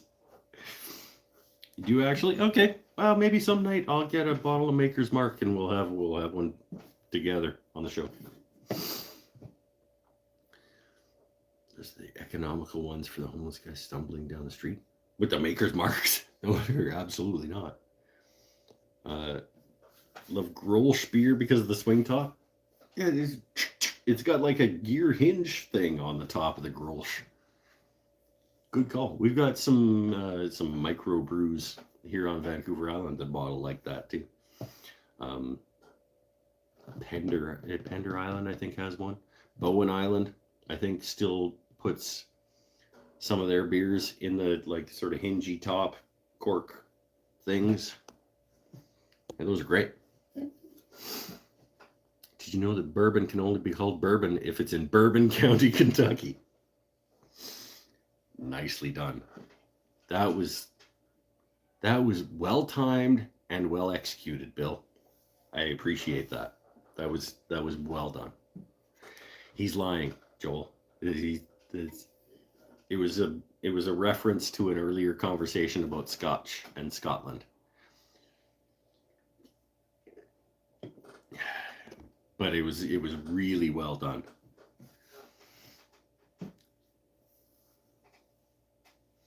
Want to try mead, but don't really drink. Let's say I don't have a good history with alcohol.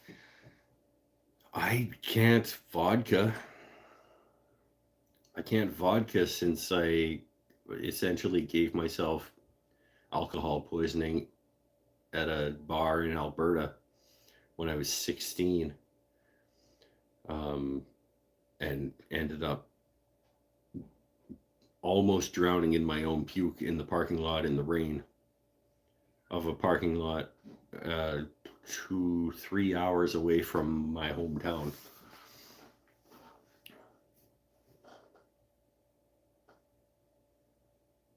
Yeah.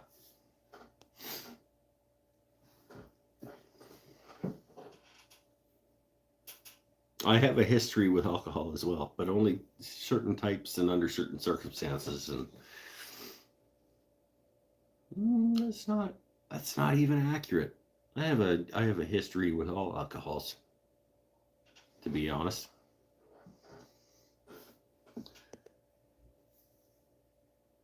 Glad you didn't Jimi Hendrix yourself.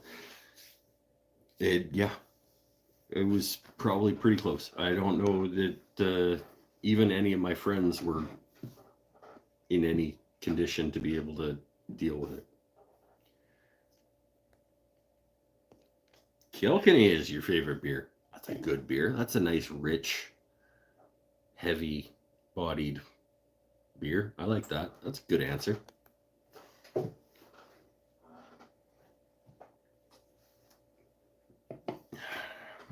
Those are the types of beers that I want to have as an after dinner. Just to like enjoy the flavor and sit on top of the food. Like I would never drink 6 or 7 Kilkennys. I'm an alcoholic and not had a drink in 45 years. Congratulations, my friend. That's good work. That's good hard work, and I appreciate that effort. That's admirable, and congratulations to you.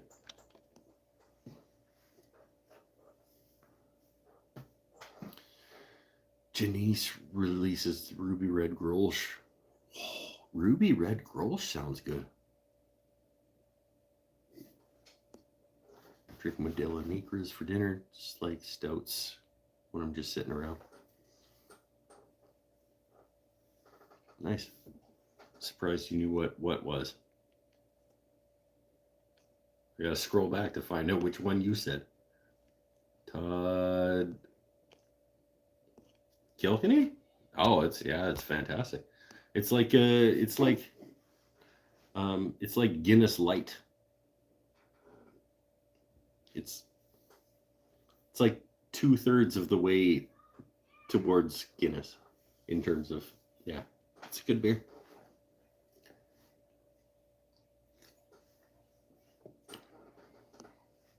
So in an old life, I was a bartender. I spent a long time in food and beverage service as a server, bartender, before I went back to school and became a journalist, and then blah blah blah blah blah blah blah. I've lived a life, my friend.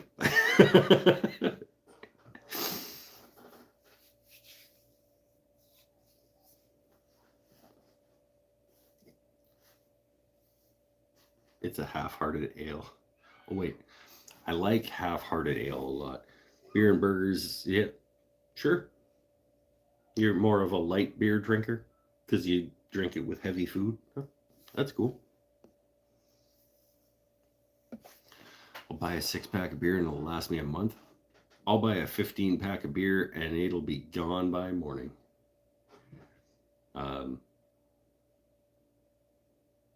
I'm really good at drinking. I'm not proud of it. It's just from years of yeah, but it's not like it's 15 beer every night. Yeah. There have been a few times where I've ended the show and I've just kept going until 2 by myself here in the shop.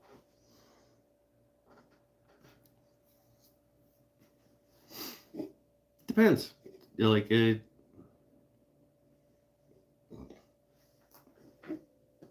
a time and a place, and if you're not hurting other people,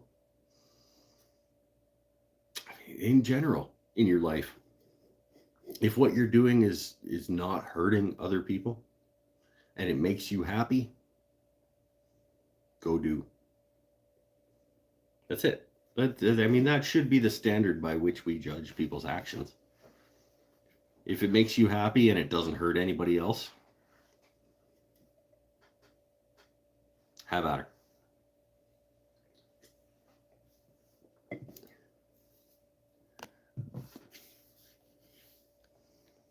My dad was an alcoholic, as is my brother, so you do it in moderation. Sure. Yeah. Oh, I'm absolutely an alcoholic. Don't get me wrong. Like, I am never going to claim that I don't have a condition that requires me to periodically consume alcohol.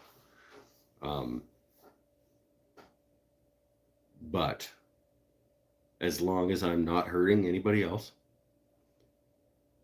and it's fun for me and I'm enjoying it,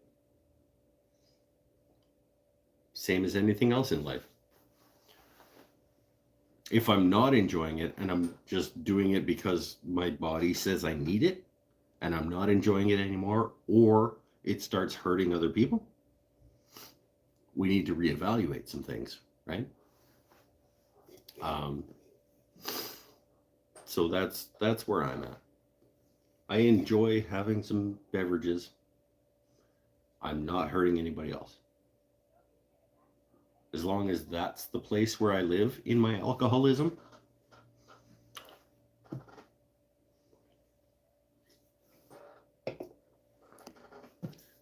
say I did 3 years in prison after drinking too much. I did 7 days. Because the federal, provincial border, like not the federal border, but like jurisdictional issues. I was in a federal penitentiary.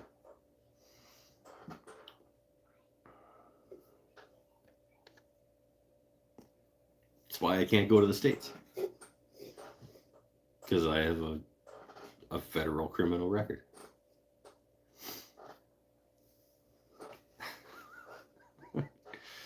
How do you get maximum security prison, my friend? My roommate. Oh, okay. We're 2 hours in. Nobody's going to keep watching this, right? This is only for my friends. So, turns out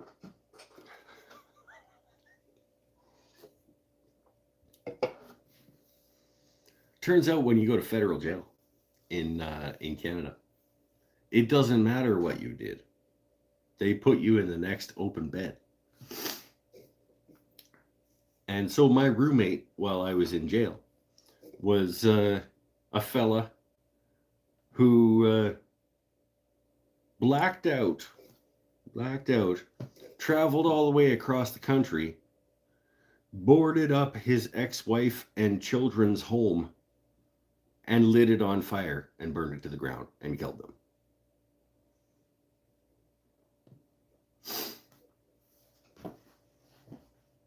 And then, like, came to under a bridge and was like, what happened? And got arrested and convicted and sent to jail.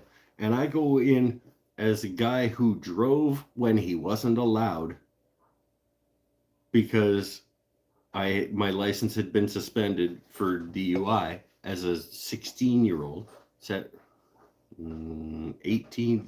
18-year-old. That's right, because I was an adult. So I'm an adult, and I got my license suspended for DUI. And then I got caught driving while my license was suspended, which is a federal criminal offense. And I went to KRCC in Kamloops, and that was my roommate.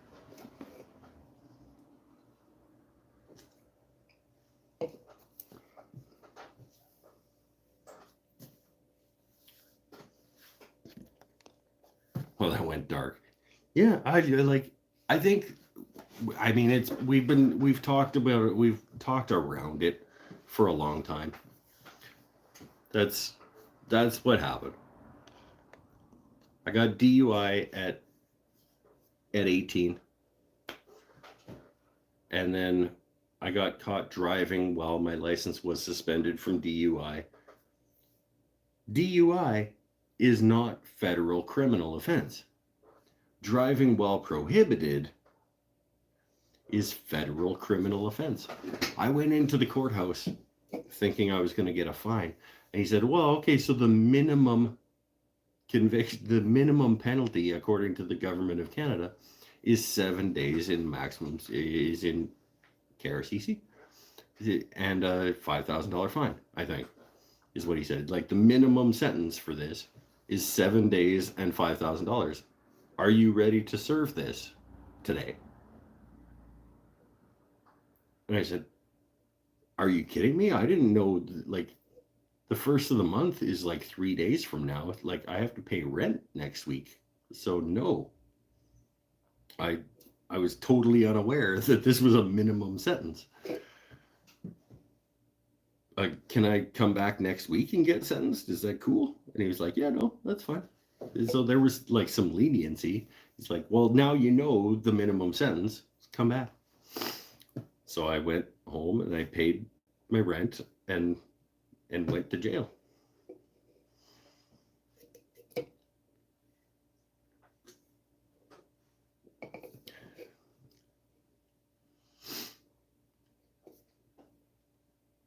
And that was my roommate when I got there. I almost didn't want to tell him what I'd done. It's like, I got caught driving when I wasn't supposed to.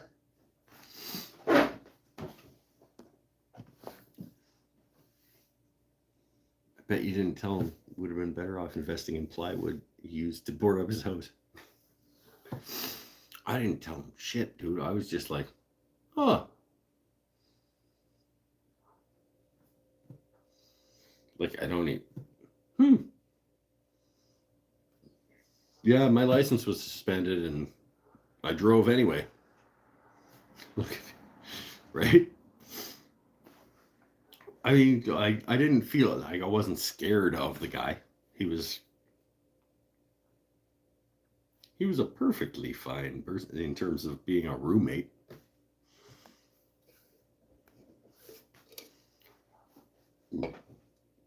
We didn't talk about stuff.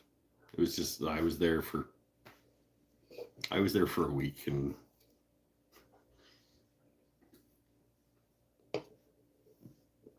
who knew it? Mike has a history.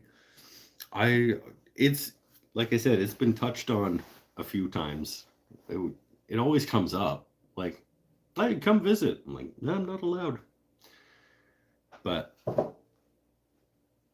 like I'm an open book, my friends. That's really like the Q&A shows are for opening the book. You know, I don't have.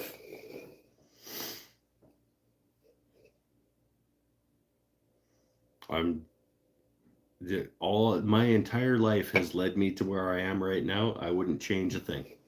Like even the terrible decisions that I made that most people would regret.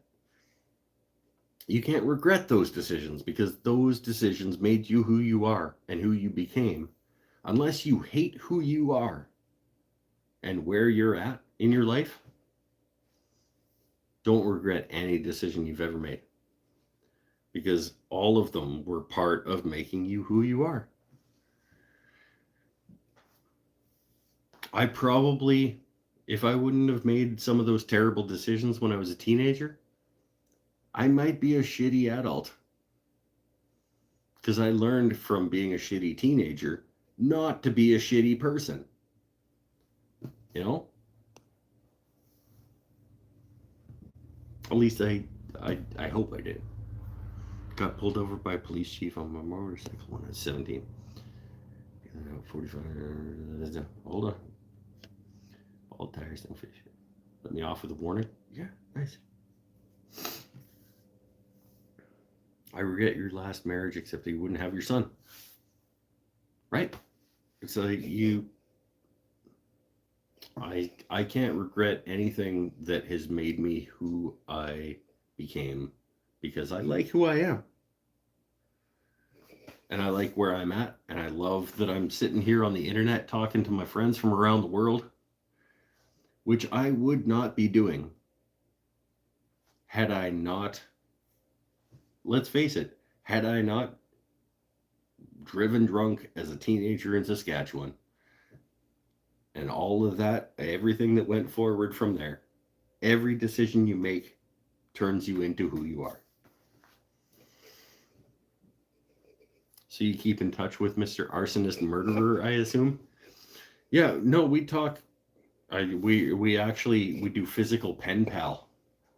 Like, I buy a handcrafted card from a local artisan, and I say, "Hi, Mark. How are you doing this week? Is everything still okay with you? Loved hanging out with you that week." And I sign it, and then yeah. No, I don't. Yeah, I don't remember who that guy was or what his name was or anything. I was just like, that was the story of why he was there, and I was just like, cool. I drove when I wasn't supposed to. I'll be gone in a week, and you'll have somebody new.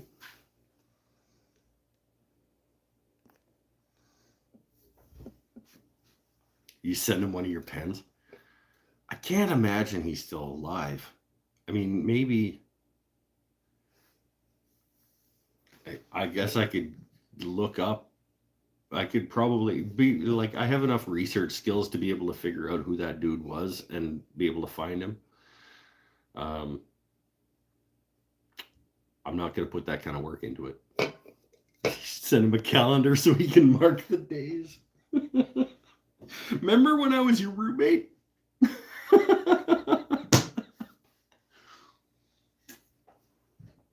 Oh, that's great. Hey, I'm Mark, Mr. Our Chats. If you ever need some firewood.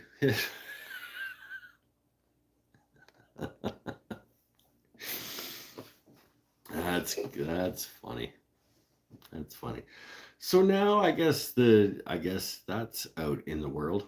I guess I said that in public. That's fine. It was gonna come out eventually. That's the history with why I'm not allowed a passport and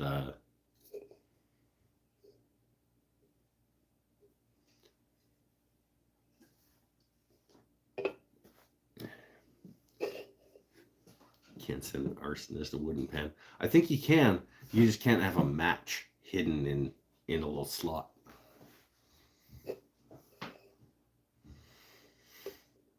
But I mean, who knows? Maybe he was just lying to me, trying to make himself look tough because he thought that I was tough. No, pretty sure. It was really, really detailed account.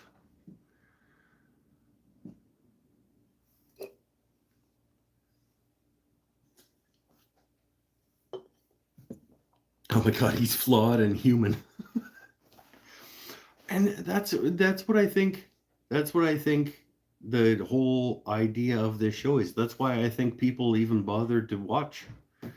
Is it's not just, well, sometimes it's not even because of the things that I make. It's because we have a connection between each other. You know, like you can relate to me as a person, and I want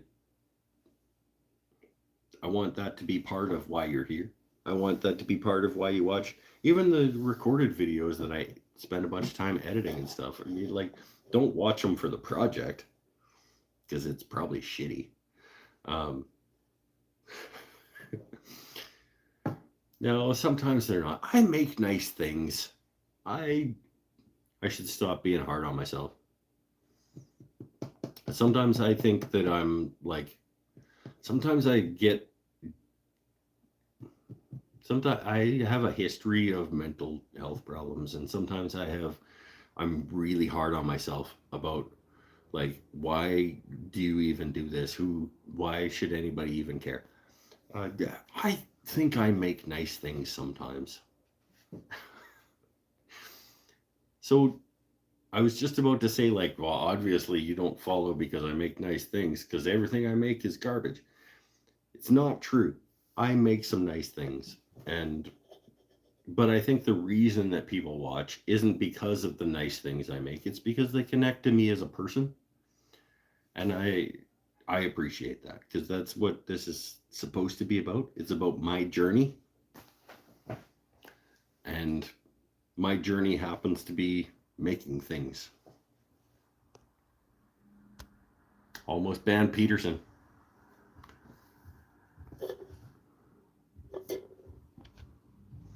A lot of friends who look like Mike, except with more tattoos, bandanas, and leather jackets.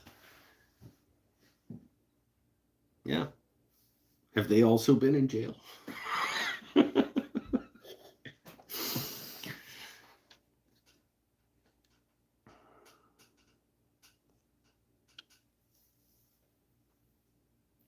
What are we talking about? Like, Tyler's got friends in Australia. Sorry, I didn't mean to completely ignore you guys while I was going off on my rant about my history. Or it's not a rant. The diatribe, I guess.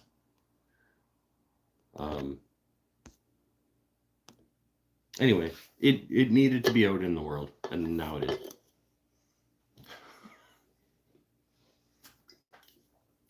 One more beer.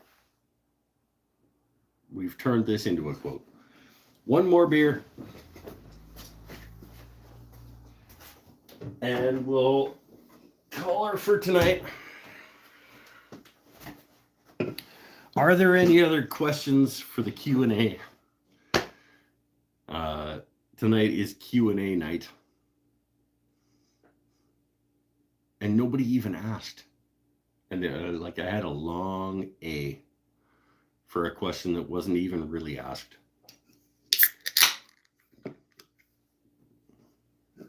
It happens. What's the status on the shop stool? The shop stool is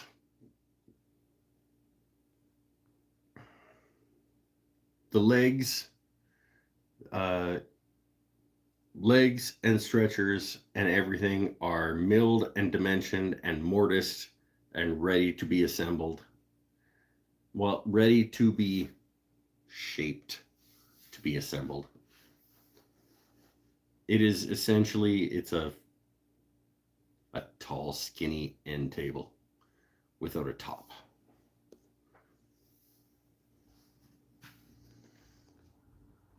I have a question. Is that a number 7 or number 8 on the top row? That is on that plane is my friend Tyler's little mini router plane. This is a number 8. This is a Type 6 number 8 from approximately 1890. I don't have a number 7. I am hoping to one day complete the set of Type 6s, but that's a Type 6 number 8. That's a Type 6 number 6. I don't have a 7.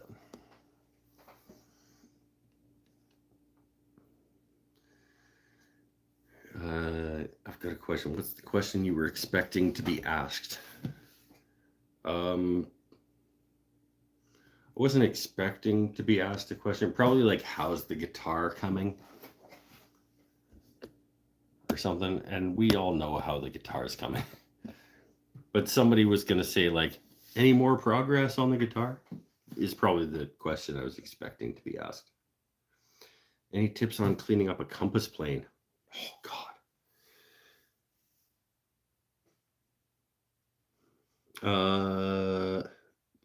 Got a whole load of tools for $60. Couldn't pass it up.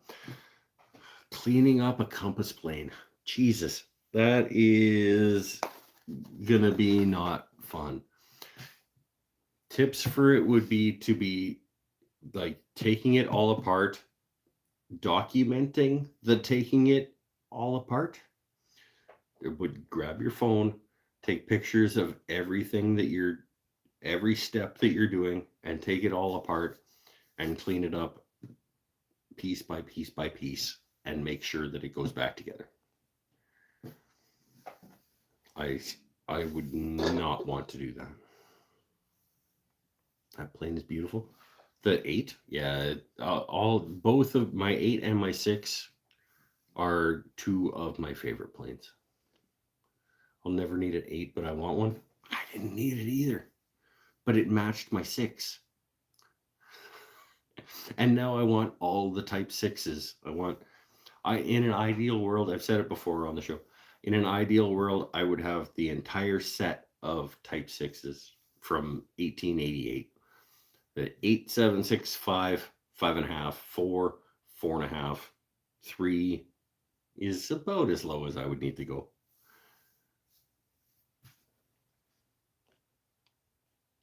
Water number 8. I have Miller's Falls. Think it's number 7, but doesn't have a 55. I do not have a 55.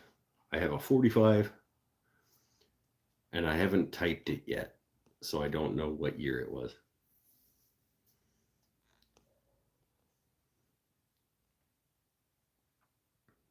Isn't it all pins? I would punch them all myself.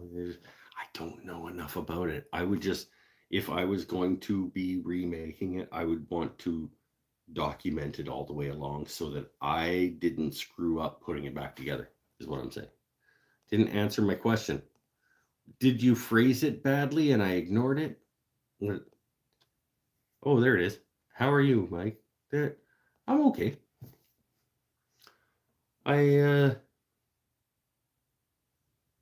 I think I'm in a better place than I have been at multiple times in my life. I'm happier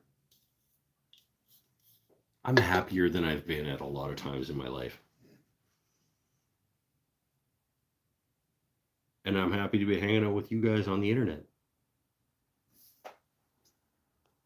I appreciate the question.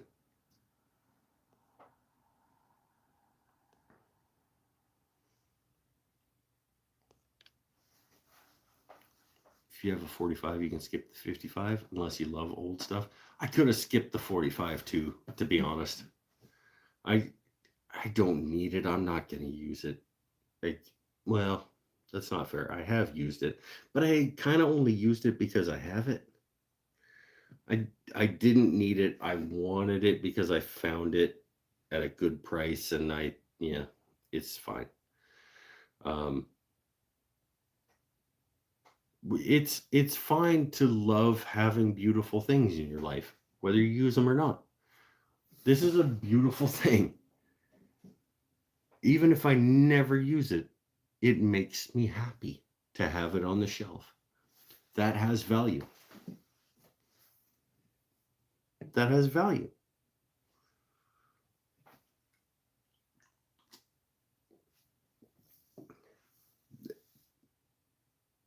I could never tell you if you don't own something, you should not, or if you don't use something, you should not own it. That's ridiculous. We all own things that we don't use.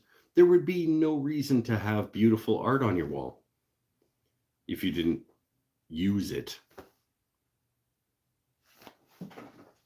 The world is too shitty a place to not have things that make you happy just for the fact that they make you happy. Bandwidth is struggling today. Oh, sorry, guys. I can't tell on my end.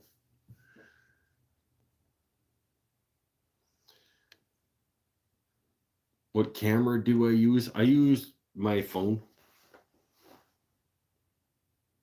His bandwidth struggles when he moves around or he's more animated. I think it's probably more to do with the amount of stuff that's going through the internet pipe in my house. Honestly, it's probably my kid is probably watching YouTube while playing Nintendo Switch, and my wife is probably on her phone while watching Disney Plus. And then I'm trying to also feed throughout to the internet.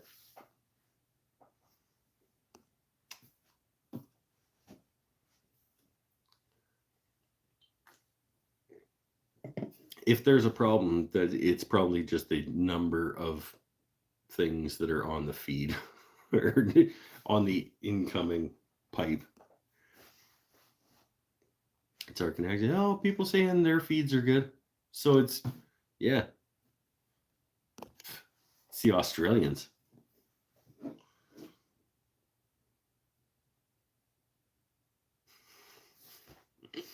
You complain and then you go like, oh, wait, no, it's just us. No, it's, I have noticed that myself when I watch, because I watch all these back after the fact to like improve and try to see where things went well and when they didn't go well. And I've found choppiness happens occasionally, and I just guess that it's probably like my kid is on its video game and watching YouTube at the same time, which I try to get him to not do that. Like, just focus on one thing at a time. But how old is my son? He is 12, and any woodworking interest. I think he appreciates that things can be made with their hands. We've worked together a few times on a couple of things. He hasn't expressed any interest in learning past the point of being able to accomplish a specific thing. But my goal for him is just for him to know that you don't need to buy everything. You can make stuff. Like, you can buy materials and make stuff instead of buying everything you need. So as long as he gets that, and as long as he gets the fundamentals of Um, no, just the concept. Just the concept. Like, you can do some things yourself. You don't need to buy everything. You don't need to pay somebody to fix everything. You can do things yourself. As long as he gets that. And yeah, we're good. I use all my planes, not just wall hangers. Wolatida. Mr. uses all of his planes. I have used all of my planes. There are no planes on this wall that I have never used. Love that. I hope to do the same with my son. He's 3. I think that's what's most important, is just to let him see. Just to let him see that shit doesn't have to come from Walmart. It doesn't have to come from Target. It does, like, you can make things with your own hands. You can fix things with your own hands. However it goes from there is up to the future to decide. But like, let's not make our kids think that you need to buy your way out of problems, and you need to, you know,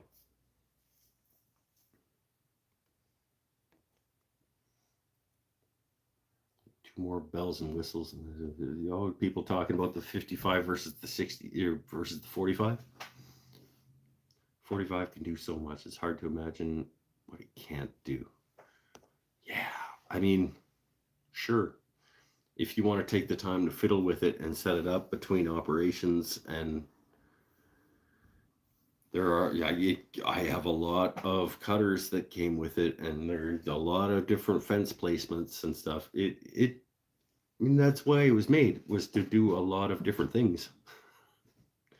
I just would never, like, you know what I need? I need to reset my number 45 to do a different operation right now. I'll find another way to do it.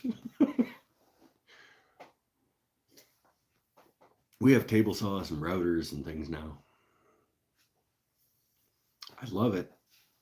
I never want to not have it. But I'm probably not going to use it very much. It's set up to do 1/4-inch drawer grooves, or drawer panel grooves, 1/4 inch away from the bottom of the panel, or the bottom of the side. The fence is set up 1/4 inch away from the cutter. There's a 1/4 inch cutter in there. It's a drawer bottom panel grooving plane. I kind of don't ever foresee myself changing it. Is it? Okay. I think it's mostly OGs you can't do with the 45. I don't know why you want to do an OG. Are you reproducing antique furniture? I would never put an OG on something if I wasn't reproducing old school furniture. And if I'm reproducing old school furniture, I'm probably gonna go to a shop that has a molder and do that. Like,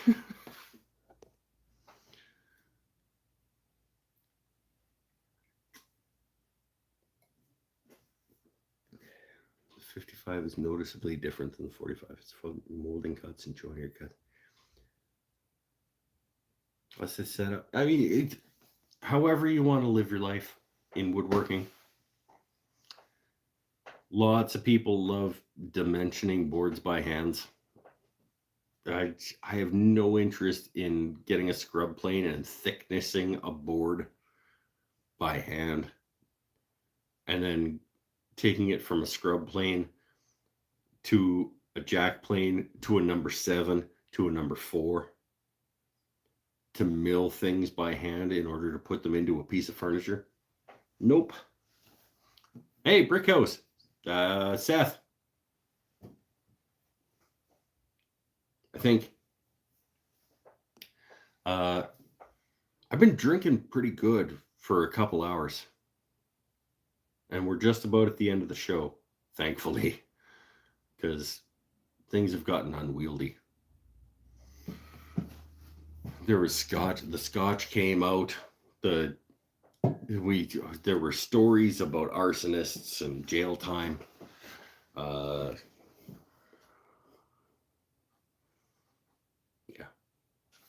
Jump between hand and machine. GGBO guitar was all handmade. It's just stuff. Yeah. It's I'm about, I would say I'm about 70-30 power tool, hand tool. We're at the final beer. Are we though? I've said it.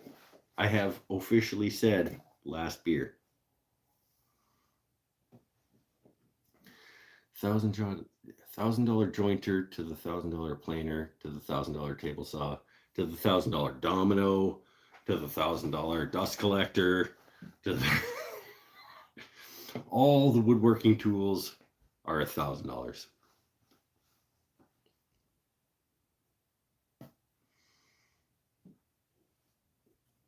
$1,000 boat. No, the boats are free. Tyler, we talked about that. You just go get the boat for free and then break it down with a sledgehammer. One more beer. We'll see. I don't have anywhere to be. Obviously, I'm drinking, so like, where am I gonna go? Wooden Things and Stuff shirt. Last beer.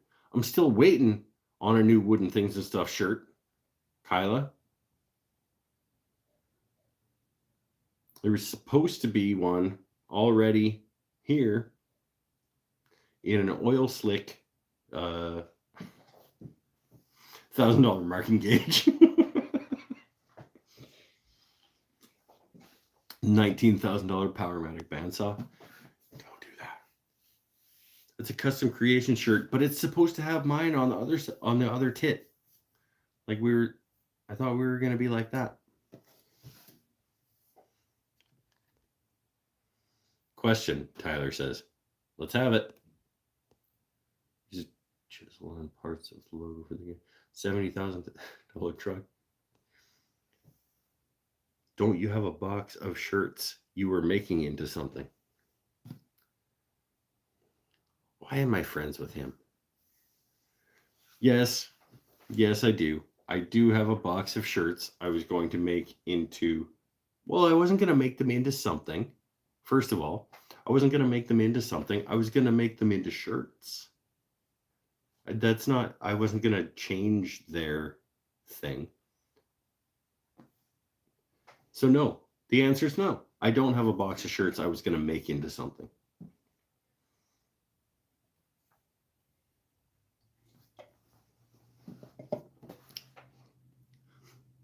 I have a box full of shirts that I was going to print and market as branding, like help support the show things. Yes, but I wasn't going to make them into something.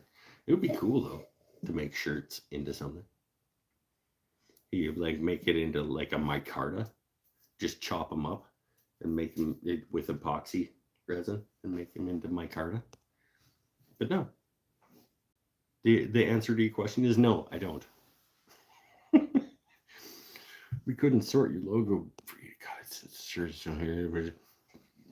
Oh, the shirt is still there, so you can still try putting my logo on it. So we're looking at August now. Sweet.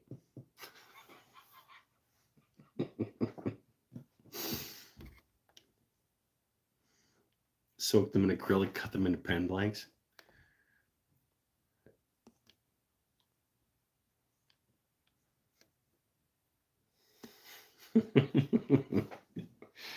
Epoxy, pour the shirts and turn them into a entire body. Yeah, there we go. The Wooden Things and Stuff shirts are DOA. No, they're not. They're in a box. I need to make screens. We had a hell of a time trying to source screen printing material. We had to cancel like a year's worth of classes, my friend. At the collective, we could not do screen printing classes because we could not get the materials to make screens. It was what it was. So the shirts are still in the box, waiting for me to make screens. I also want to do a Mike Learns to Do Screen Printing video when I make them, and they will be for sale eventually.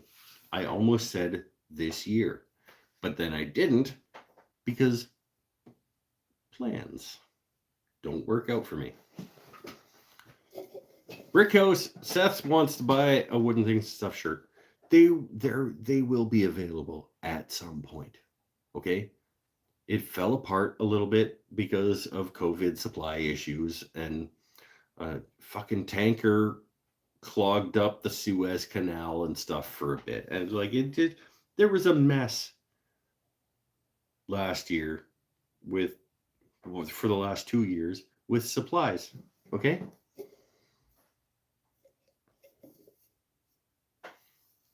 I'm gonna do Mike learns how to screen print and makes his own shirts video at some point, and you guys can all buy one, and please do, because I don't want to be $1,000 out.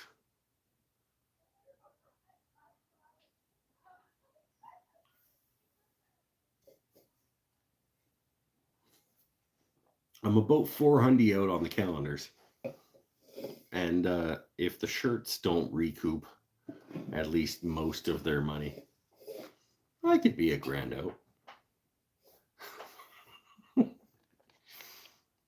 Struck a nerve? Yeah, not really. It's just the way that you phrased it. The answer was no. I didn't have a box of shirts that were going to become something else. By the time you get them, they can be ancient Chinese shirt.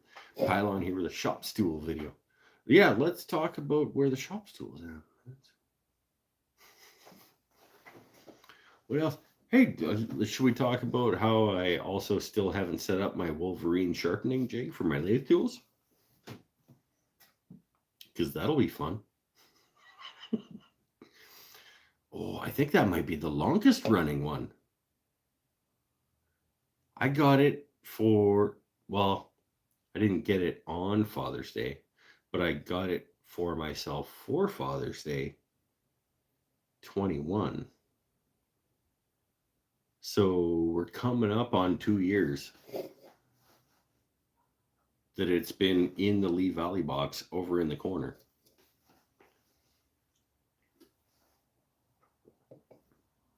Just waiting. And I'll get to it eventually. Or not. Whatever. Yeah, no, I will. But should I just make fun of all you guys for all the things that you've meant to do in your life and then didn't? Should I?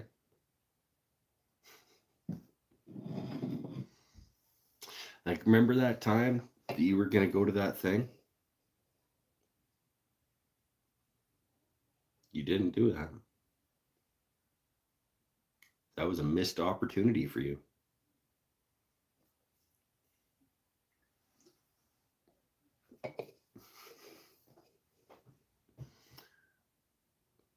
Don't regret where you are. Don't regret anything that has happened in your past, because it's made you into who you are right now. And unless you hate who you are right now, if you hate who you are right now, change that. Okay? It'll take some work, it'll take some effort, but if you actually hate who you are, put the work into changing that. If you don't hate who you are, appreciate all the things that have come before that have made you into that person. Even if they word bad or negative along the way. They have made you into who you are right now. You can't regret things that have made you into who you are if you don't hate who you are. You're still making fun of me? Well, nobody's made a coaster that says that I'm the worst. So there's that.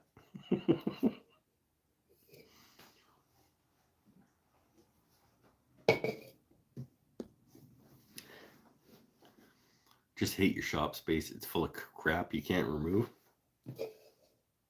because you're not strong enough. Like, is it just too heavy?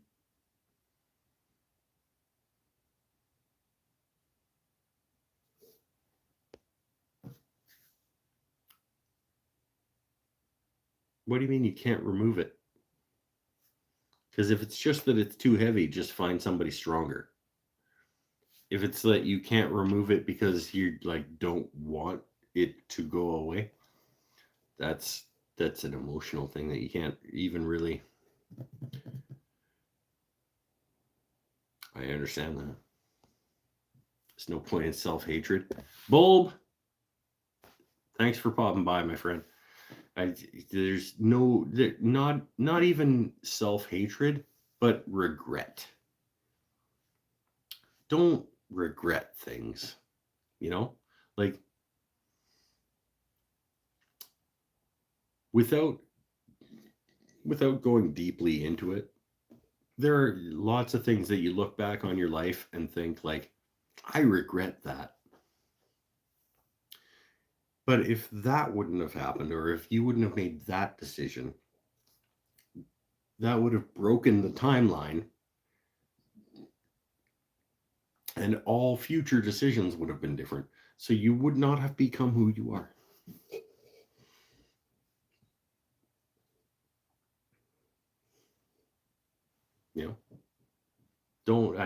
People ask me, what do you regret? I don't regret anything. I made some terrible decisions. I negatively affected other people. I regret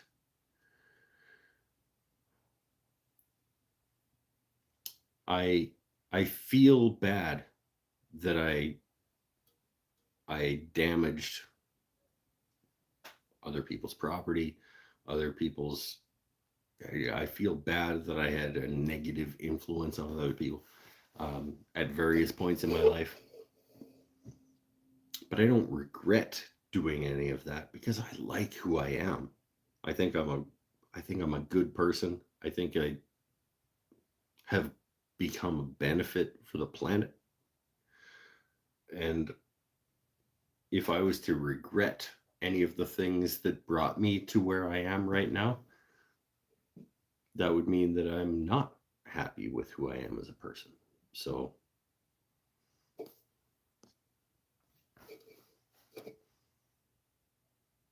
anyway, we're going to go.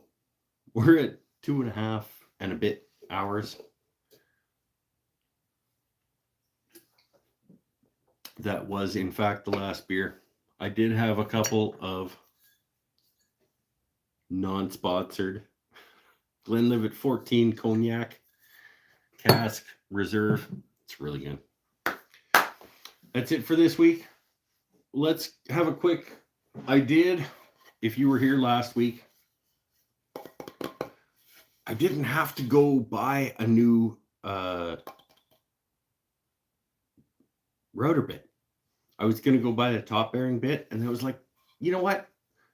I'm sure I have one. Like, how do neither of the sets, like the big sets that I have in the shop, in drawers and stuff, not have a top bearing bit?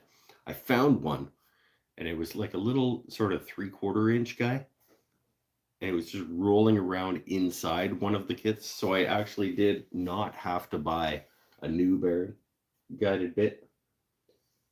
So the body is done and it's fully routed, and it's ready to get the neck pocket routed for the neck.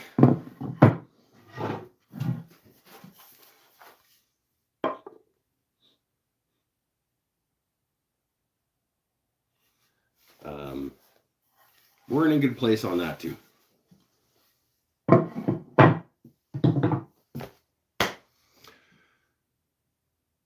Stay happy, sorry, started laughing. Stay happy, stay safe. See you next time. Bye for now.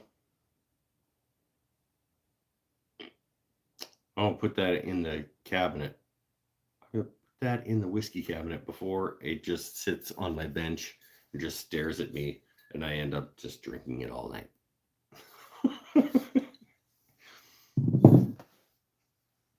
Bye for now.